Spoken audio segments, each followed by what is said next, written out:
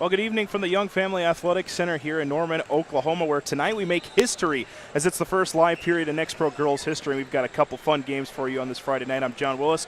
Glad to be joined alongside my broadcast partner, Bridger Cruz. And game one for us tonight, player first 17U, Pro 16, Scoot Henderson Elite 17U. A couple of good teams and have had a good starts to this NXTPRO circuit. Yeah, they've had great starts to the season, and that's been a big part of why they're on this broadcast. But not only that, they have the talent as well to back it up. And, John, it's one of those games tonight that's really going to set the tone for the rest of the weekend. And, man, it's going to be a good one to watch. Look at this player first 17U Pro 16 team, and you can't help but look at a player like Cora Bennett, who has offers everywhere. She's 6'2", but is more of a guard. She is super fun to watch. She is, and, man, she's just electric everywhere on the court. Coach has said, she kind of just makes everybody better. She's that one solid player. Excuse me, not solid player. She's that one star on the team.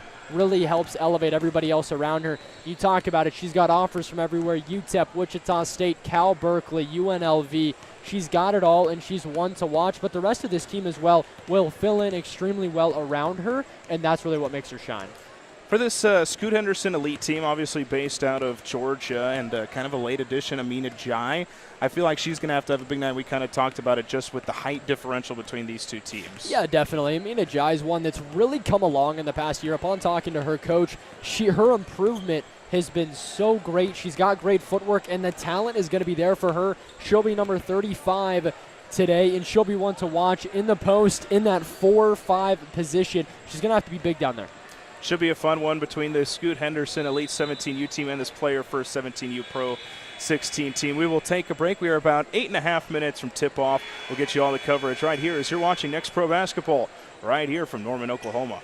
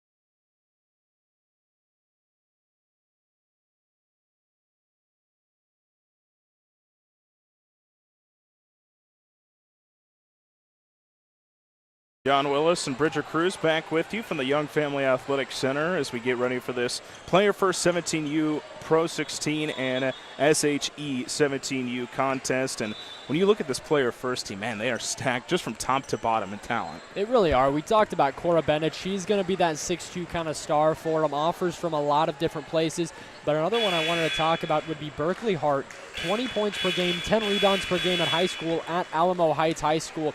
She's a 6-foot-tall shooter, a true 3-and-D guard, and she's got offers from Nevada. Right now sitting at about 4 different offers. She's going to be one to watch, as well as Casey Chavez, 20 points per game at O'Connor High School, 6A, all-regional, all-area, all-state, and all-district first team. And she is going to be fun. 5'8", 2027 out of O'Connor High School in Texas. So number 23, Casey Chavez. Number 11, Berkeley Hart. Number 0, Cora Bennett. Really going to make up the big 3 for Player First. For the Scoot Henderson Elite team, we talked about Amina Jai obviously having the height, but another player that will be fun to watch as well is Malia Gilbert, 5'9", from Kell High School, big lefty guard. She had a really good weekend at Atlanta. She's an exciting prospect, and so she'll be fun to watch. But again, the height differential is definitely going to be evident here in this one, and so how can this Scoot Henderson Elite team kind of handle that will be the question. Well, I think you've got a ton of fun prospects here to watch. Number 5, Caden Dooley would be one of them out of Valley, Alabama, and Valley High School. 18 points, 7 boards in her high school season. And then Caitlin Williams, number 3, from Sprayberry High School out of Kennesaw, Georgia. 21 points, 6 boards, and then 2.7 assists, 3 steals. A lot of different people can help get it done for this S.H.E 17U team. Making history here tonight from the Young Family Athletic Center. Again, first live period in NXTPRO girls history. Glad to have you along. Should be an exciting night of basketball. It's first of 2 that will bring you here tonight, as the Scoot Henderson Elite team is in the black and purple uniforms, while Player First 17U is in their black uniforms with the blue lettering and white outline. But again, stick around. We'll have another game coming up here later tonight. Ty Harris Elite 16U Pro 16, and then the Alabama Twisters 16U. Those are a couple of top-ranked teams at the 16U level as well. So some high-level competition girls basketball here tonight. Yeah, that Alabama Twisters team ranked number 8 right now in the NXTPRO 16U rankings. They're a fun team to watch, John.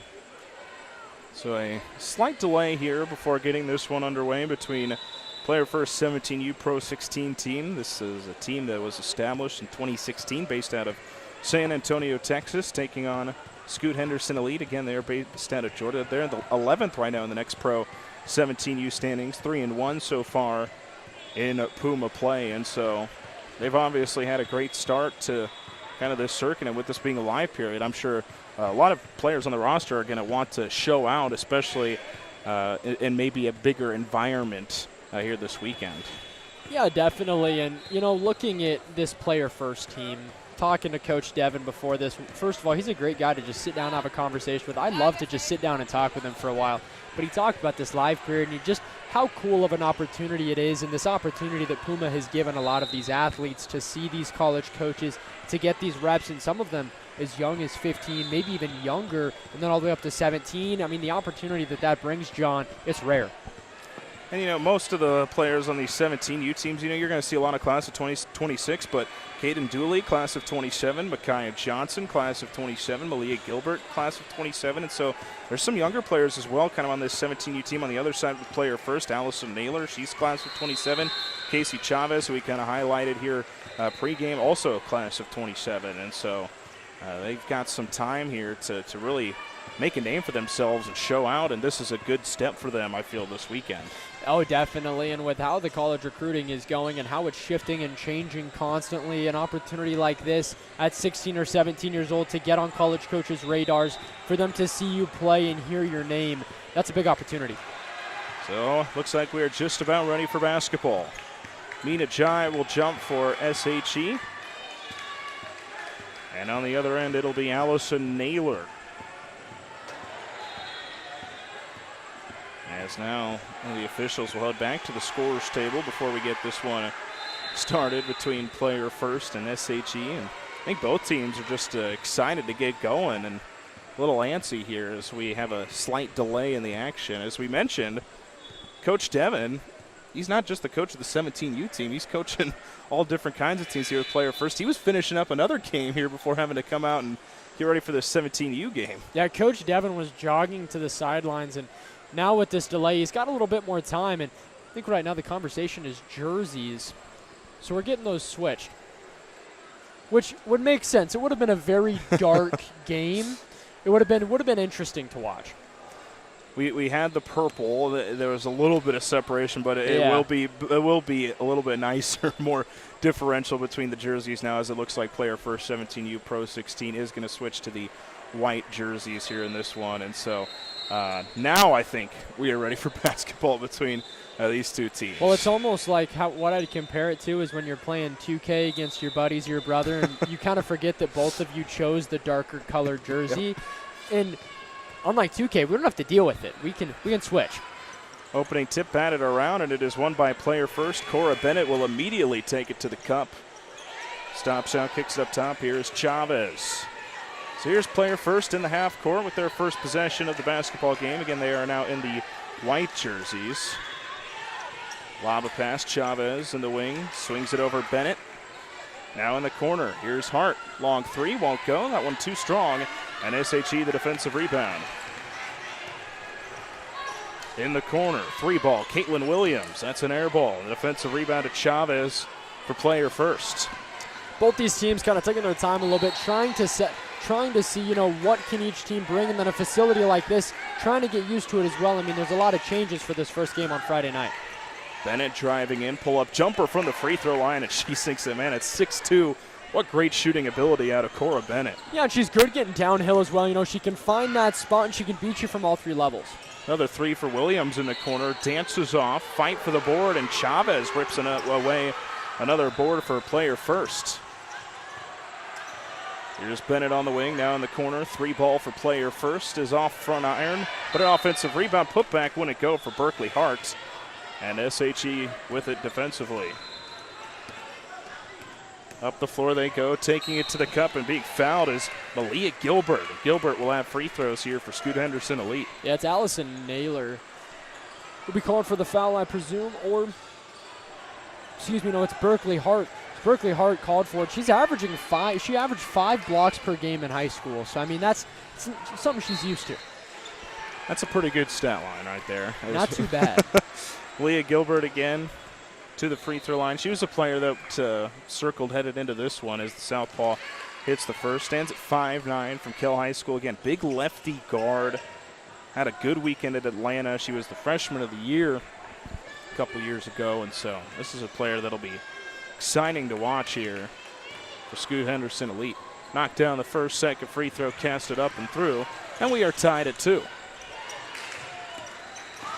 Full court press here from S.H.E., but player first, no problem getting past it. Here's Bennett. Swings a pass in the corner, another corner three, and it's an air ball. Defensive rebound goes the other way with Gilbert. Gilbert up the floor, takes it to the cup. Left-handed runner, wouldn't go. And a good rebound for Cora Bennett, and then she is fouled by Malia Gilbert. Yeah, Malia Gilbert. At that point, you kind of just got to get out of the way. I mean, you're 94 feet from the basket. In a game like this, you really want to be able to preserve all of those fouls for yourself and your team. With 6:17 to play in the first, tied at 2. Both teams have had some looks here at 3, but just haven't been able to quite connect, and we're going to get a timeout here from Coach Devin of player first 17U Pro 16. So an early timeout, but I mentioned both teams have gotten some looks from 3. You wonder if maybe a little bit of nerves, maybe just a little bit of feeling each other out kind of thing here in the early stages. It's probably a mixture of both. I mean, with a live period brings some nerves for everybody inherently. You're seeing more college coaches. You feel like every possession is the end of the world because there's always somebody watching it. And I think that's really hard for a lot of kids to adjust to right away. But then too, it's a different environment. You've been traveling all day. There's a lot of different factors that play into something like this. You've had school all week. You're trying to practice. I mean, there's a lot that goes into this summer basketball. And, we don't often see such early timeouts being used in some of these games, but I think this was a smart one from Coach Devin, just kind of getting the feel early in this game that, hey, maybe we just need to reset things a little bit. Yeah, and every once in a while, a timeout to just take a deep breath, figure out what we're doing, relax your team a little bit. A lot of times you'll see success from it. So player first will have it out of the Timeout by Coach Devon. And it's Chavez to run the point. No full court press this time out of S.H.E. They do a late press. They're first with it in the half court. Again, good pressure here. Left wing three, spins in and out for Hart. But ripping away the rebound is Bennett. Here's Chavez, right of the key. No look pass on the wing. Now down low, Hart. They're swinging around again. Here's Bennett in the corner. Pivoting, nice pass down low. Going up is Naylor, and Naylor had the ball stripped away. Here's S.H.E. the other way. Gilbert trying to drive her way in. Gilbert, contested runner, wouldn't go. Fight for the rebound. Bennett trying to rip it away, but it's tapped back out. S.H.E. has it, and then a lot of contact as Caden Dooley is able to work her way to the free throw line. I'll tell you what, I've been impressed with Malia Gilbert so far in her defense. She's everywhere, all over the court. At one point, she was right at that three-point line. She was able to move back in and sit in the paint and be able to make that play. So here is Dooley, 5'6", from Valley High School. Had a great season this last year, averaged 18 points, 7 rebounds, 3 assists, and 3 steals per game. And hearing some things about her, she's always energetic and happy, and she's a very selfless player, and that's the kind of player, obviously, that anybody would be ecstatic to have. Dooley knocked down the first. Cass up the second, and she hits both. So a 2-point lead for Scoot Henderson Elite. And we'll reset things out of the inbound pass. But it will be player first with it. And they've had some looks here in the early going, just haven't been able to get a lot of them to go here in the early stages. Up top, Hartz. Pass, good find. Chavez in the corner. Her three ball is up and good. So Casey Chavez gives player first a lead. There's Williams at the top.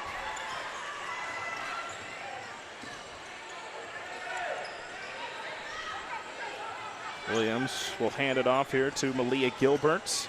Gilbert again, who's had a nice start to this game. Off a screen from Jai. Surveys, double teamed up top. Here's Alexia Davis. Has one to shoot, doesn't see the shot clock, and that's a shot clock violation turnover for Scoot Henderson Elite. Yeah, and some of these teams, it's an adjustment because they don't play with the shot clock in high school. You know, not every state in the U.S. has ratified that they should play with a shot clock, so some of these teams have to adjust from no shot clock in high school to having a shot clock in their grassroots season.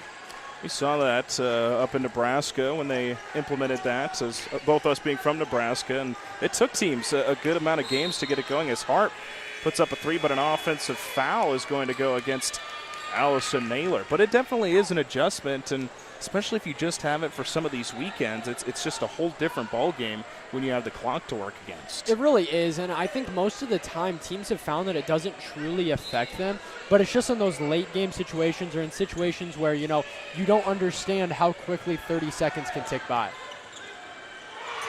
So off the offensive foul, it is Scoot Henderson Elite with it. Davis pressured on the wing. Lobs it down low. Here's Williams. Fadeaway jumper from the right corner, and she sinks. A good touch that time from Caitlin Williams. That's a good look for Williams. You know, that's a shot she's comfortable with in the mid-range. They swing it around. Here's Hart. Hart jumper just outside the block. Wouldn't go, but then it went off of Amina Jai. And so player first will keep possession and maybe catch a break there. That Jai just couldn't break down the rebound.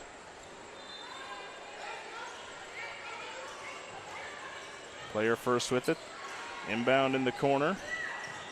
Driving up, and then good defense that time from Micaiah Johnson. He was able to take that one away. Gilbert up the floor.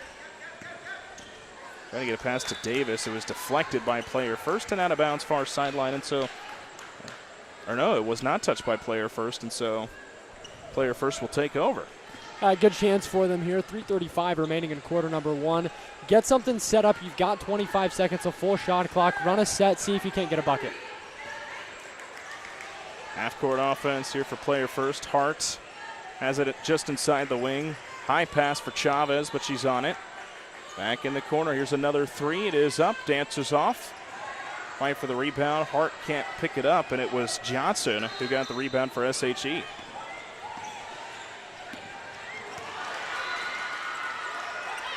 Davis serving. Tough defense from Berkeley Hart. She's going to get the steal. Just ripped that one away. Chavez now up the floor. Will just step into a wing three. A little bit short. And Jai, nice strong defensive rebound for S.H.E. Gilbert up the floor, slowing the pace here. Doesn't take a screen. Good crossover move. Jumper in the right corner. Left it short. And Bennett with the rebound for player first. Here's Hart in the corner. A three ball is up. It won't go. Ball deflected out of bounds. Last touch, they'll say by player first, and so S.H.E. will take over. S.H.E. so far, I've been happy with what they've been doing defensively. You know, there's a lot of weapons on this player first team, so there's a lot of different people they're going to have to take care of, and they've been doing that so far. Offensively, though, I'd like to see a little bit more production from them, but like we've said, still very early into this game, still 2:20 left in the first quarter. And kind of just a slugfest so far between these two teams. Shots not really falling as Gilbert is going to be fouled, trying to make her way into the lane. Goes Jazzy Scott. They picked up the foul for player first. Could have been either her or Cora Bennett. Both of them probably committed the foul, but I assume Jazzy did it first. Williams throws it into the backcourt, giving Gilbert some room.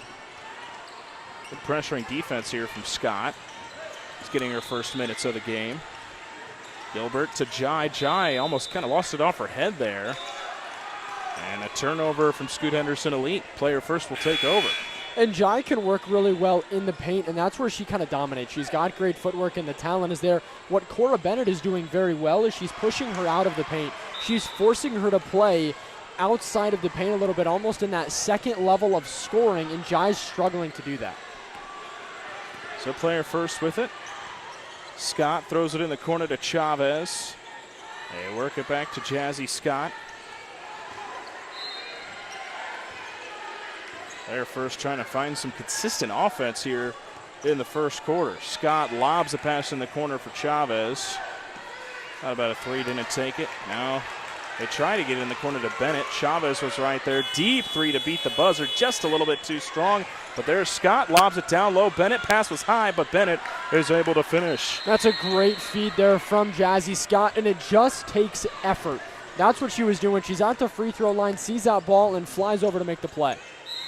Good pass inside to a cutting Tanaya Taylor. And Taylor was able to go up and get some contact. And so S.H.E., they found some success here early on, just working their way to the free throw line. Yeah, and sometimes that's what you got to do. You know, there are a lot of teams at a lot of levels of basketball that understand that their opponent is a high foul, high contact team, and they can make their moves at the free throw line. And if Scoot Henderson Elite can continue to do that and continue to have success, they'll keep being a factor in this game. Taylor stands at 5'6" from LaGrange High. And I think might have been some early movements. Nope, they won't say this since she knocks down both free throws. And so S.H.E., though, they've been money so far from the free throw line.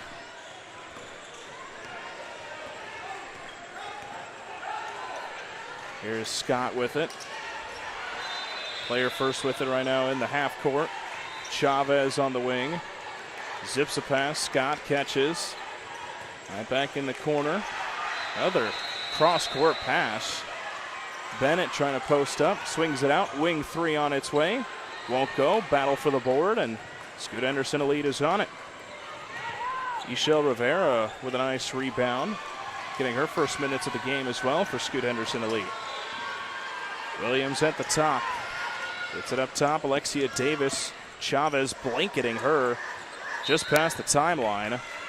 And it looks like Scoot Henderson Elite is going to want a timeout here, as that was just really good one-on-one defense from Casey Chavez. Yeah, that's great defense. And also, I like the timeout from Scoot Henderson Elite. Every possession in this first quarter has shown how precious it is. And now you're going to get a full possession. 30.5 on the game clock, 30 full seconds on that shot clock. You're going to get the full time to set up a play to end the first quarter and potentially take the lead. And you would think that they would probably hold for close to the last shot of the half here, or of the quarter, and not give player first another opportunity, but we'll see what they draw up here out of the timeout. you know what, John, they've had a ton of success just passing the ball around and being patient in their set half-court offense already. I don't think you change much from that. You go to the half-court. If something's open, you take the shot. They do reset the shot clock to 15. Okay. And so most likely not the last possession here of the first half. They get in the backcourt. Caitlin Williams has 10 to shoot. Williams behind the back, drives in, trying to swing it in the corner. Alicia Rivera saved it in, but to the wrong team as Jazzy Scott up with it the other way.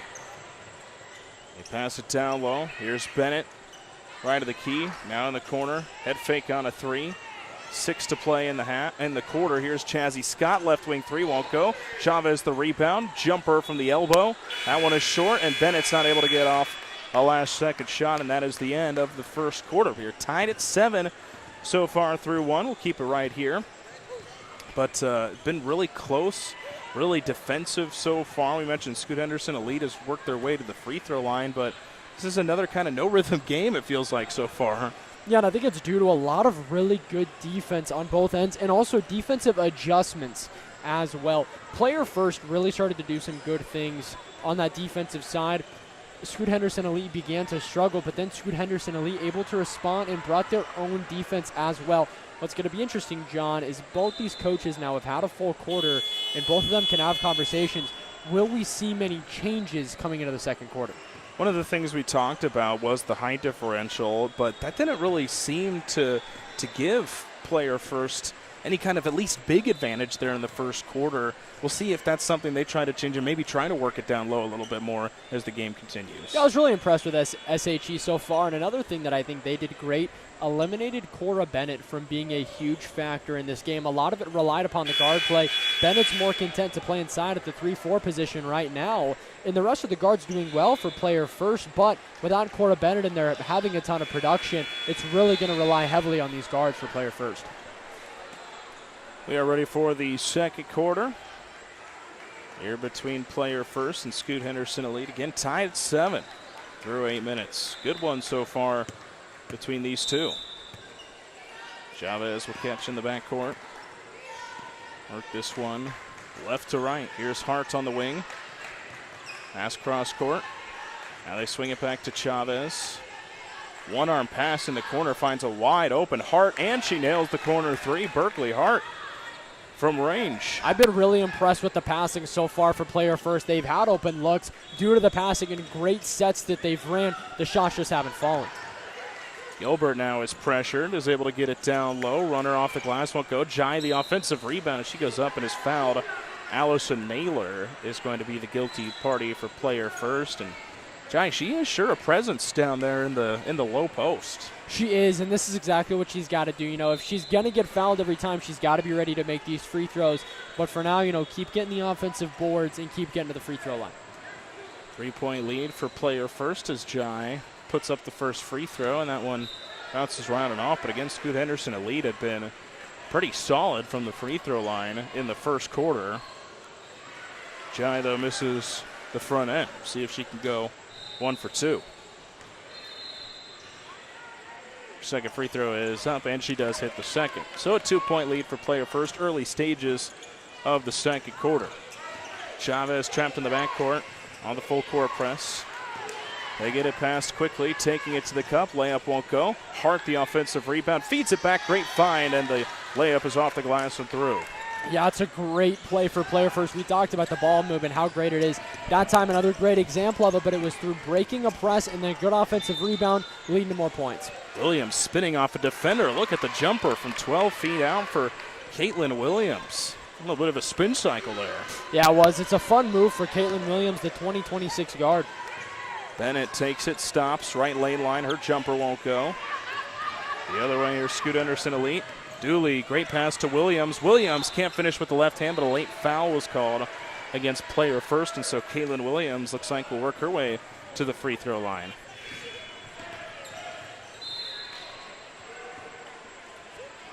It's a Scoot Henderson Elite team that is full of good guards, and Williams another one of them. Good three-point shooter. Is really able to change the pace of a game and averaged 21 points per game. Yeah, and talking to her coach beforehand as well. It's the first thing that she said as well.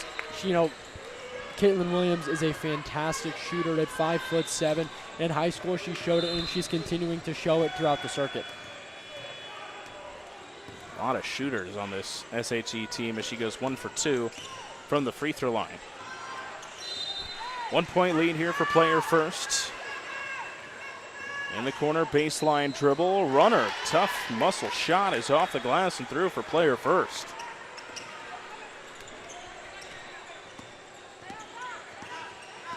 Williams just across the timeline. Looked like she called for a screen. She gets it from Johnson. Johnson then catches off the pick and roll. Swings it out. Gilbert, her wing three, left it short. It'll go out of bounds. And player first will take over off the missed shot. That's a shot you got to live with if you're Scoot Henderson Elite. It's a good-looking shot from Aaliyah Gilbert. And, she's another guard, only 15 years old, so you can see the poise already for her, and she's another fantastic shooter, and that's a shot that she's going to knock down if she gets it again. Just about 2 minutes deep in the second quarter, 14-11. Player first leading this one. Chavez on the wing, gives a pump fake, drives in, great find. Hart right of the key three, just bounces off. Hart had hit one earlier in the quarter, can't hit that time. Gilbert taking it to the cup. Can't get the runner to go, but Malia Gilbert will work her way to the free throw line once again. Her second trip to the charity stripe. Yeah, she's been described by her coach as a downhill guard. She's comfortable scoring from all three spots. But what she really loves is getting downhill, especially moving like that in transition. That's really where she thrives as a guard. 5'9" is a good size for a guard. And you can tell she's a very physical as well, and so that's just other aspects that she can have to her game that are really fun to watch. Gilbert missed the first free throw. Her second is up. That one spins in and out. So an 0 for 2 trip. Bennett across the timeline. Bennett trying to back her way down. Hands it off. Here's Chavez at the top. Trying to spin off. Swings it back. Elbow jumper, bounces around and off, but a foul was called. It looked like from behind, Caden Dooley was called for the foul. Yeah, Dooley's going to pick it up. It was, for her, she was coming off that screen. She's still trying to apply pressure as well, and when you're doing that, you can do that just up into an extent, but at that point, what she was doing was she was almost just lifting her up into the air. So a 3-point lead here for player first. Just about 5.5 to play in this first half of action. Player first hasn't been at the free throw line here a lot, and the first one is missed just a little bit short. No, they really haven't, but I think that's because of two reasons. One, when they've been down low and they've gotten the basketball, they haven't been able, they really haven't had anybody else around them. And two, they've relied a lot offensively from getting from the three-point line. 1 for 2 trip that time, and that pushes the lead to 4. Which feels like a large lead just with how the game has gone so far between these two. It really does. I mean, sitting at 15-11, and it's really just been back and forth defensively the whole time with not much offense. Shallow press here from player first. Haven't seen a lot of that here in this first half. Alexia Davis pass down low. Tania Taylor. Now Jai, middle of the lane, goes up, tries to muscle the shot up, won't get it. Second chance, won't go. And Chavez gets the rebound for player first. That's a good defensive possession for Cora Bennett, one you got to be happy with. Here's a three from the wing. It's short. Gilbert the other way for S.H.E. Trying to lob a pass up, and look at the hops from Chavez. Is able to knock it down, and then Davis picks her pocket right back for Scoot Henderson Elite. Gilbert on the wing. Finds Williams at the top. And Williams will back it out, slow things down here. We had some whistles blowing. I think they're pointing towards the clock. There's 3 seconds in the lane for Amina Jat. And it was probably 5 or 6 too. I mean, the ref gave her plenty of time, and now the fans are appreciating it too. We hear a thanks, ref. It's not 2 words you hear together very often. They should be heard more often. I agree. But unfortunately, they're not. Scott, who just checked back in, just had it. Now here's Hart driving in. Free throw line jumper, bounces around and in. Shooter's touch for Berkeley Hart. Yeah, I've been impressed with Berkeley Hart. You talk about that shooter's touch. It's a really quick release for her when she gets the ball. Gilbert trying to take some contact. Can't muscle the shot up and through. Scott up the floor for player first. Lobs it to Chavez. Gets past the defender. Runner from the corner. Just missed a little bit short. And a lot of these shots are good shots that both these teams are taking. They're just not falling. I mean, if you'd have told me that this was a 30-34 game, I would have believed you. Hardest lead of the game, though, right now for player first. Here's Taylor taking it to the cup from the lane line. Look at the use of the glass that time from Taylor. Tough bucket for her. Her defense is really what she sets her hat on, but offensively, she can go down and she can get buckets if necessary. Chavez working on Davis. Step back. Thought about taking the three. Instead finds Scott. Her in-rhythm three is off the left of the backboard. Scoot Henderson Elite with it. Gilbert races past the defender. Trying to get a late pass to Williams in the corner, but it deflected off of Scott, and Scoot Henderson Elite will keep it here. What I'm interested in is if Gilbert meant to pass at her, if she was pump faking to go back in. That's a move a lot of kids have really tried to add to their repertoire throughout these last few years. Is you pump fake that to the corner, you get the defender out there, and then you have the left-handed lay if she wants it. So 3:18 to play in this first half of action. A 4-point lead for player first. We have a timeout here on the floor, but feels like these last and we talk about it with a lot of these games, but the last 3:18 of this half going to be pretty important because it did feel like player first was starting to build some momentum. They got their largest lead of the game at 6. A lot of that thanks to just their defense here so far, but now Scoot Henderson Elite, they got the bucket and they'll keep possession here and are going to try to keep some momentum going on their side. Well, I think what will be interesting about the last little bit of this game is, say player first heads into halftime and they keep this lead or they even build it to 6 or 7. That feels like a huge lead for Scoot Henderson Elite, and then you really think about it in the grand scheme of things, and it's not that big of a lead.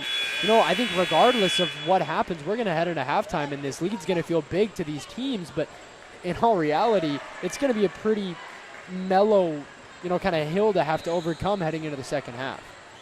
So out of the timeout, again, it'll be Scoot Henderson Elite that has the basketball. And they'll have it in the half courts.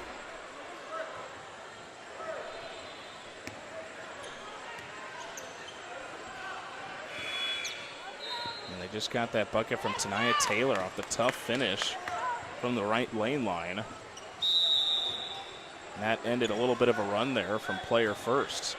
In the backcourt, here's Gilbert. Leah Gilbert swings the pass in the corner. Williams down low pass. It was tipped by Hart, and then it's stolen away by Bennett. Forcing the turnover now the other way. Layup off the glass and through for player first. And it's back to a 6-point lead. And that's something that they've been trying to do all game, but Scoot Henderson Elite has done a great job of sending at least 2 girls back the entire time, and that time they just got beat. Williams in the corner had her pass deflected, but still getting on it was Micaiah Johnson. And back out Williams. She has 5 to shoot. In the corner, Davis pump fakes. Has to look up, 2 to shoot. Doesn't see the shot clock, and that's another shot clock violation. The second here of the first half from Scoot Henderson Elite. Well, and this defense is really good. They understand that Jai's out of the game, so everything will be relied upon by the guards. So what they're doing is they're running a 3-2, and they're trapping it in the corner. And the height of player first, and with how well they run the zone, it is really tough to pass the ball around, let alone try to get a shot off for Scoot Henderson Elite. And Davis, probably the shortest player on the floor right now, just unfortunately kind of got trapped there. As Scott, great find down low. Bennett is able to get the shot and the foul. And a chance at the 3-point play. And already we're seeing Amina Jai check straight back into the game. You just can't have her out because of her defensive presence, and even offensively, it forces them to kind of go away from that 3-2. Man, we've mentioned it a couple times here in this first half, but player first, they are moving the ball extremely well, and just a great find backdoor to Cora Bennett, who's able to complete the 3-point play. And now largest lead of the first half for player first at 22-13 with 2:15 to play in the first half. And I really think this is an important possession for Scoot Henderson Elite. Sitting at 9 right now, again, this lead feels bigger than it is. Chavez forces the turnover, layup the other way, bounces around and in, and it's a double-digit lead here for player first, and they are closing out this half the right way. Less than 2 minutes to go, Scoot Henderson Elite. You got to try to pull this back within maybe 8 points. Davis, again, they're going to try to trap her on the wing. She's able to get it back out this time. Ishel Rivera trying to drive in. Left-handed hook shot wouldn't go. Chavez is able to save it in bounds for player first after they deflected it. Chavez is making all the little plays happen here. Now she's going to take a three from the wing and just left it a little bit short. Hart saves it in bounds, but to Scoot Henderson Elite, they pick it up, and then Tania Taylor dribbled it off her foot. Chavez picks it up. She'll step into a long two from the right wing, and she sinks it. And Chavez is probably one of the best pull-up shooters on this player first team, according to Coach Devin, and man, she's showing it off. And another timeout here from Scoot Henderson Elite, and this feels like a needed timeout. It 6 points had felt like a large lead, and now that lead has blossomed to 14. This has just been an incredible way to close out the first half. It really has, and if you're Scoot Henderson Elite, you cannot let this keep going. I know there's only a minute 17 left, but if you let this flow of points keep going for player first, you could just almost eliminate yourself from the second half. You've got to try to stop this now, when it all starts offensively. One possession at a time, you're just getting one bucket at a time. You're taking your time. You're not looking at trying to get all 14 points back right away. This was just a 4-point game. It was 17-13 and a 10-0 spurt here from player first over the last pretty much minute and a half between these two. So now, does Scoot Henderson Elite have an answer here? Trying to close this gap a little bit before the halftime break. That's going to be the big question right now for Scoot Henderson Elite. In games like this for this team, it's a good look for coaches, for scouts, for these girls, and just how tough are they? What is their resolve with situations like this? How do they respond? It'll be Gilbert, a slow dribble across midcourt. Finds Williams on the wing. Williams looks to drive her way down. Almost lost it out of bounds along the baseline, and she does. Get Jazzy Scott on the defensive pressure, forces the turnover. Man, this player first team defensively is just beyond discipline. Hart across the timeline, finds Bennett in the corner. Bennett up top to Hart. Hart takes it to the cup, and then Jai commits the foul. And so Hart will have free throws. What else I've been impressed with, John, is the off-ball movement of this team as well. That's why you're seeing so many good looks. One, the passing has been superb, but the off-ball movement has allowed it to be that great. Every girl on the court is constantly moving, going off screens, backdoor cutting, trying to find an opening to make themselves available. And sometimes you don't see that, especially kind of early in some of these seasons, just because these are all players still getting used to working with each other, but it has looked very crisp so far for this player first Pro 16 team. What helps for them is a lot of these girls have played together for a long time. Cora Bennett, one of the newcomers, she came to the program last year, but everybody else has been in the player first program for quite some time. Gilbert turns it over. Jazzy Scott picks it up. Player first the other way. Scott racing up the floor. Bennett is left open, straight on three, just a little bit strong. And then Davis gets tied up down low. It'll be a jump ball. And possession will stay right where it is. With 22 seconds to play in this first half, shot clock is now dark. And so player first could hold for the final shot of the half if they so choose. They lob it in. Hart catches. Swinging in the corner is Chavez. Down low, Bennett. Back out, Hart. Scott, she has a left wing three, and she sinks it. Jazzy Scott with a three late in the half.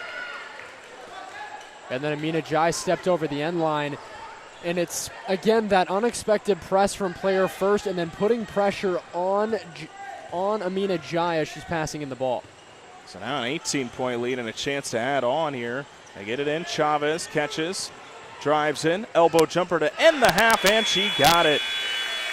What a way to end the half for this player first 17U team. They end the half here on a 16-0 run, and they lead this one 33-13 here at the break. It was a good first half. It was just a 4-point game, but then this big run has really separated things. It has, and I think the big thing is player first has gotten very used to being able to handle the ball, and they're used to this pressure, and now the shots are falling. We've seen these shots they've taken all of these shots before. They just weren't falling. Now we're seeing them fall, and then the defensive intensity as well is really starting to show up. 33-13 our score here at the break. We'll take a break, and the second half is just ahead. You're watching NXTPRO Basketball live from Norman, Oklahoma.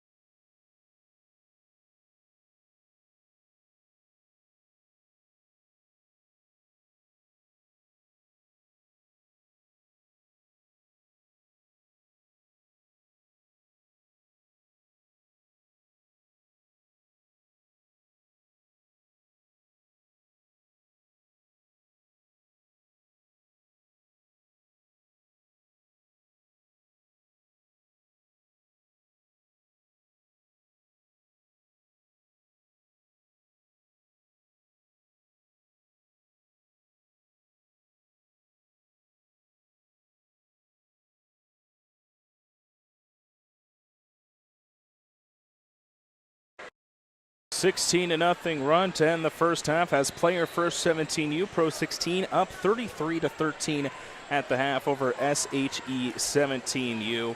John Willis, Bridger Cruz back with you, and it was just, again, a great way to end out the first half for this player first, and it all stemmed from their defense.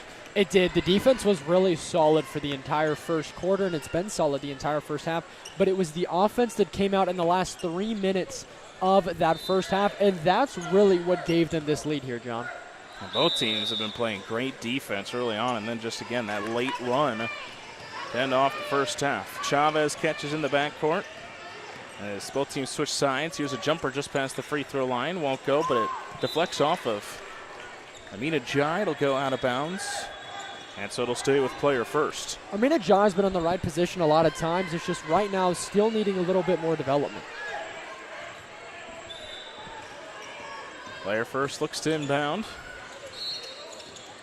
Trying to get it for Bennett, but a great deflection by Tanaya Taylor, who forces the turnover. Now here's Dooley the other way. She takes it to the cup and was fouled, and so Caden Dooley will have free throws. It's a good move by Dooley. They've tried a slower kind of a set offense a lot of times for Scoot Henderson Elite, and they've struggled in it. Maybe try something new. Maybe go in transition. Go a little bit faster and see if that can't spark something. Dooley at the free throw line. Learned that she's a big flag football player. Yeah. As well. Has a brother who's a safety at Kentucky, and so that's some football tie-ins here as well.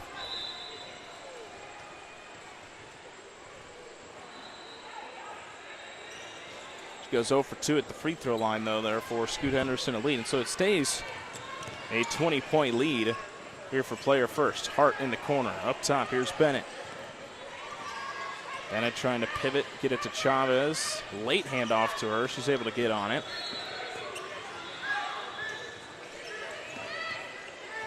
Hart has it on the wing. 7 to shoot. Got to go quickly now if you're player first. Chavez off a screen. Looks to drive in. Went up, and some late contact with 1 on the shot clock. Looked like Gilbert got in there. Man, I think regardless, though, that is fantastic defense for Scoot Henderson Elite. They had player first lost. Still just 1 on the shot clock, though, here after the foul, so it's going to have to be catch and release here for player first. Well, now they're going to time to the scores table. We'll see if they reset this, and they do to 15. Yeah.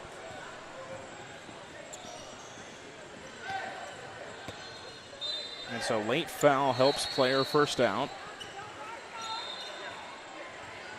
Hart will look to throw this one in.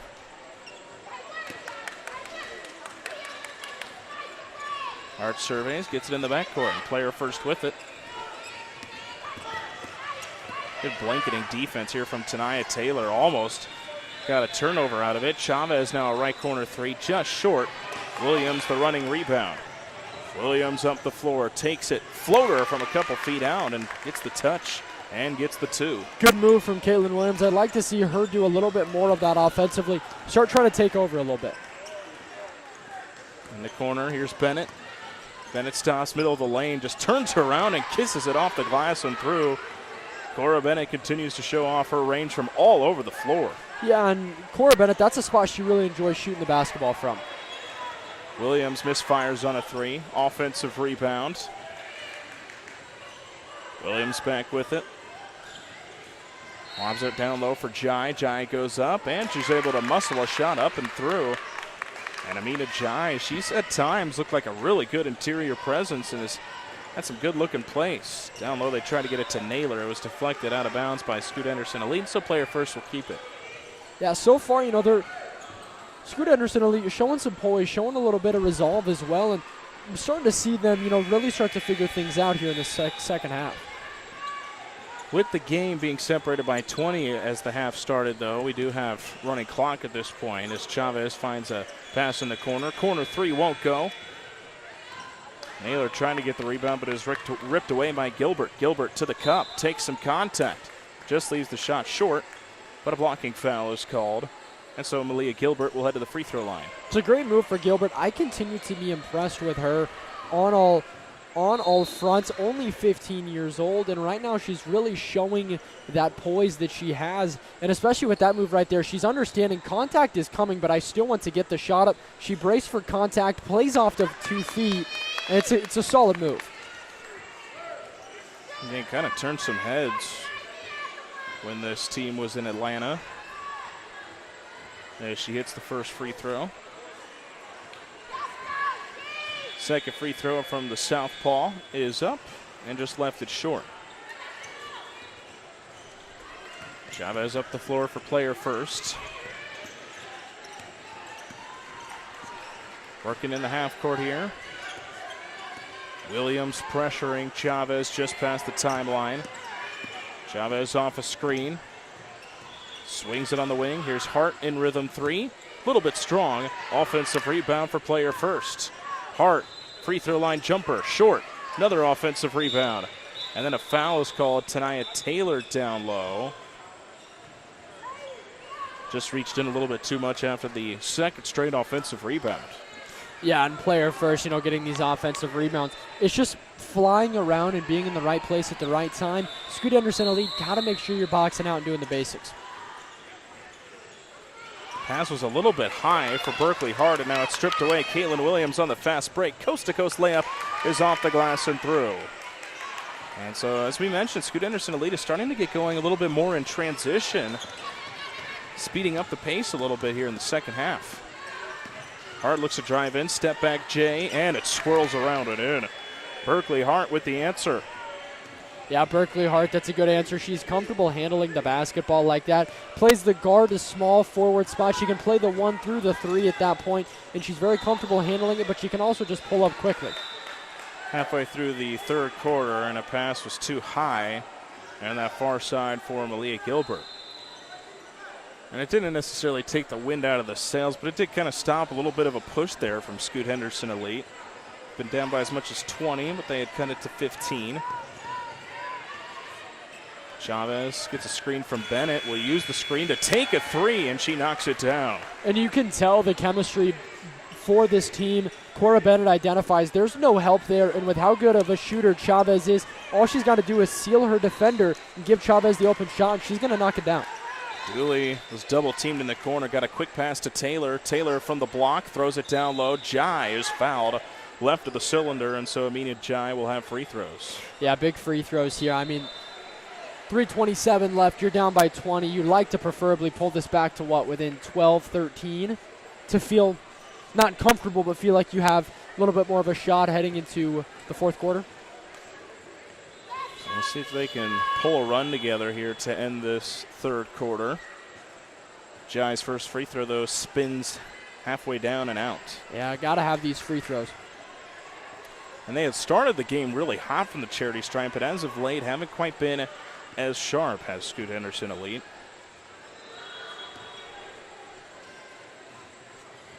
Second free throw from Jai, cast it up, and that one swirled in and out.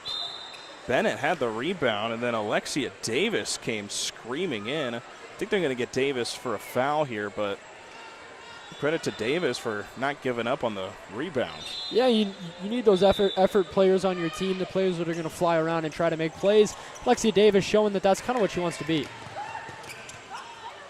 S.H.E almost forced the turnover. Chavez is on it, finds Hart. Hart stops and goes up and is fouled. And so after almost turning it over, they then quickly got it up the floor, and Berkeley Hart is able to work her way to the charity stripe. And for Malia Gilbert, I don't know if you can sell that foul any better for Berkeley Hart, and I don't know if you can have any more obvious of a foul. I mean, just very clearly bumping that elbow, and then you just watch the shot fall. Hart has earned many accolades already throughout her career. She hits the first, as we had kind of talked about earlier, but Newcomer of the Year was All-Area Team. Also earned Defensive Player of the Year in her district, as we mentioned, the blocks. And not only that, she's incredibly smart. She's had a lot of interest from Ivy League schools, and her dad played at Princeton. She goes 1 for 2 at the free throw line there, but then finds a rebound in the corner. Takes it in. 12-footer from the corner. She gets it to go.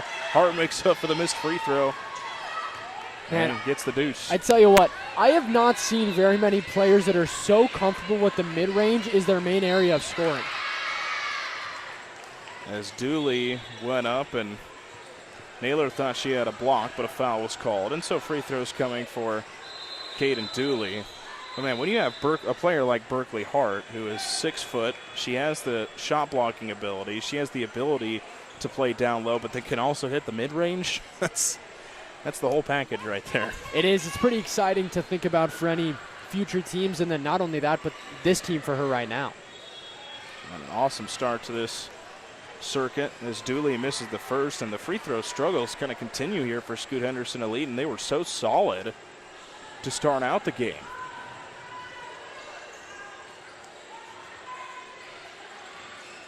That time she gets the friendly roll. Cuts into this lead a little bit. Minute 15 to play in the third quarter. Jazzy Scott working this one up the floor. Pressured by Alexia Davis. Scott off a screen, stops right elbow. Lobs it down low. And look at the turnaround kiss off the glass for Allison Naylor. And you can tell that they've ran that before, where Naylor just works herself around and waits for that mismatch, and then once she gets it, you can tell how quickly they look to attack it. Williams lobs it down low. Jai, turnaround hook shot. Wouldn't go with the right hand. Battle for the board. Jai picks it up on her backside, throws it up for anybody. Then Scott and Davis will get tied up, and a jump ball is called. Possession will stay right here with Scoot Henderson Elite. Yeah, they got around 30 seconds now. Shot clock will turn off. Last possession of the third quarter should be right here. And it is player first, actually, who will have the basketball. Full court press, giving them some issues here. They do get it into Naylor. And now across half court, 10 to play in the quarter. Naylor hands it off to Scott. Scott sends a pass on the wing. Scott with it. One to shoot, step back three to beat the buzzer. Just too strong. And that's the end of the third quarter, but a dominant lead now for this player first team, up 45-21 now as we head into the fourth quarter. And again, go back to that 16-0 run to end off the first half for player first. And it just really feels like Scoot Henderson Elite, that might have been a little bit too much for them to be able to overcome. And I think at this point, looking at this score, 45-21, you got 8 minutes left to play. For Scoot Henderson Elite, your mentality's got to change. You may not win the game, but you got to try to win the quarter. Go into that quarter, it's 0-0, and see what you can't do for the last 8 minutes on a stage like this. The good thing for Scoot Henderson Elite is they're going to have plenty of more chances this weekend, and so you'd love to just maybe get some positive momentum headed into some more important games because, again, playing a Pro 16 player first 17U team, this is a really good team that they're seeing, and so this isn't a game that you want to get down on or anything like that. Yeah, you're exactly right. This is a game you not necessarily want to forget, but it's one that you're going to have a quick memory about it as you head into Saturday and Sunday. Just about ready for the fourth quarter action. A good game for Berkeley Hart. Cora Bennett has made some nice shots as well here in this one for player first. They've had great ball movement. And again, the defensive pressure has just been off the charts. Yeah, that's what I've noticed for Cora Bennett is she seems like the kind of person who she doesn't need to score. If she doesn't have to score, she's not the one that needs to be scoring. Defensively, she's done a lot of great things and passing the ball around as well. I continue to be impressed with what she's doing. That'll be Scoot Henderson Elite with it to start out this fourth quarter of action. Williams across the timeline. Dooley on the wing, trying to drive in. Step back jumper from the right corner. Wouldn't go. Fight for the rebound. Both teams getting on the ground. Davis is able to come up with it down on the ground. Jump ball ends up being called. So it should stay with Scoot Henderson Elite. Either way, it's good, tenacious defense. And understanding at this point in the game as well, again, looking to win the quarter, looking to end on a high note. That's what's really important here. Left corner three, wouldn't go for Williams. Good effort, though, by Dooley trying to box out hard and get the rebound. And it looks like she does win that battle. Went off of Hart, and so Scoot Henderson Elite will have it. Dooley inbounds, finds Williams. Scott picks her up in the half court.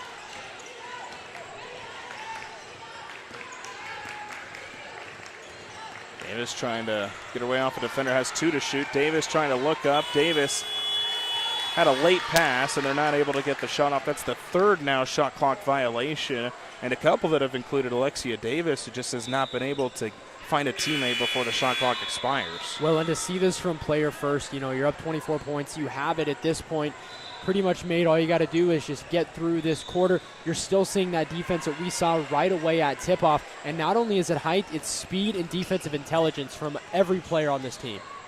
Player first beats the press. Scott off a screen. Stops, pops. Jumper won't go. Jai has it along the baseline, trying to muscle her way away, and a foul is going to be called by Allison Naylor off the rebound by Jai. Got to say, Amina Jai, she's done a good job when she grabs the ball and really holds on to it. And they're not going to knock the ball away. How many times have we seen a foul now, whether it's Allison Naylor, whether it's Cora Bennett, whether it's Berkeley Hart, on that exact same play, they're just trying to slap the ball out 92 feet from the basket.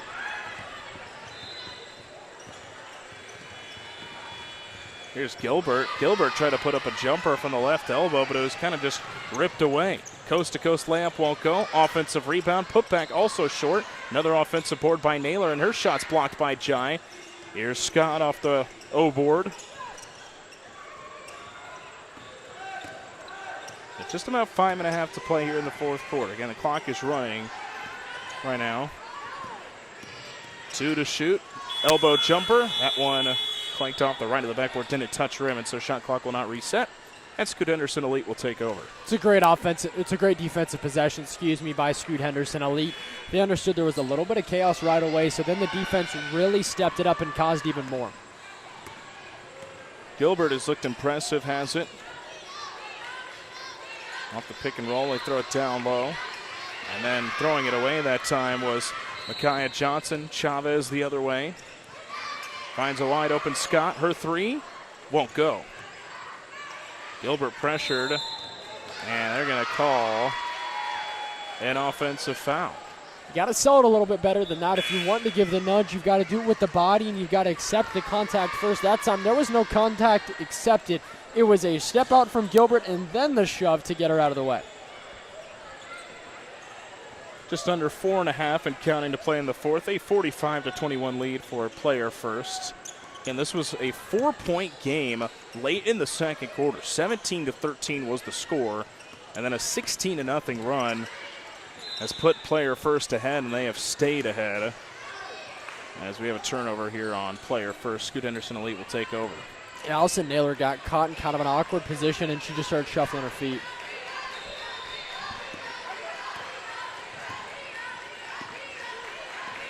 Gilbert has it across the timeline. Gets past the defender, swings it out. Williams, deep three. Bounces around and off. Chavez the rebound. Goes the pass up ahead to Scott. Scott pass in the corner. Nice feed. Back out Bennett. Her wing three. Left it short. Another offensive rebound by Scott in the right corner. They are going after all these loose balls. Missed on a jumper in the right corner. Taylor up the floor for S.H.E. Euro step. Can't finish. And the rebound to player first. Pace still very quick here late in this one. In a one-sided affair between player first and Scoot Henderson Elite. Step back jumper from Chavez. Bounces around and out. Couldn't get the shooter's touch off the rim that time. Ball went out of bounds off of Taylor for S.H.E. and player first will keep it. Casey Chavez, I think at some points would really fit a good old school and one highlight reel. Handling the ball, flying around, taking the jumper. She's another player. I mean, pretty much the three players we circled pregame have been the stars for player first here in this one. As Naylor trying to catch the inbound pass, had it poked from behind on Alexia Davis. Big height difference between Naylor and Davis, 6'2" and 5'6", but Davis is able to hold her own there for a sec. She's back on Jai, though, now, as Chavez steps in, step through move, floats one up with the right hand, wouldn't it go? Hart the rebound, kicks it out. Scott shuffling her feet on the wing, finds Chavez. Now Hart casts up a three, and it's short. I like the extra pass, though, from Chavez. She was ready to take that shot and then let up at kind of that last moment because she understood a better shot was available. Gilbert takes it to the cup, and he will end this one here early as this game separated by more than 20. Dominating win for player first, 45-21, and what a second half it was as well, holding them to just 8 points after a good defensive effort in the first half as well. Yeah, truly, it was a great effort from both squads as well, but you talked about it. I mean, it was player first 17U, pro 16. Defensively, they started off, and it's a great example of defense creates offense. The defense was always there. It was creating some points, but then once the shots started falling, the defensive intensity never failed for them. The offense just kept going, and a result like this is why. Dominating effort for player first 17U, pro 16. They win it. Final score of 45-21. This is just game one of two for you. We have Ty Harris Elite 16U, pro 16, and the Alabama Twisters 16U team. That's coming up next. You're watching NXTPRO Basketball here live from Oklahoma.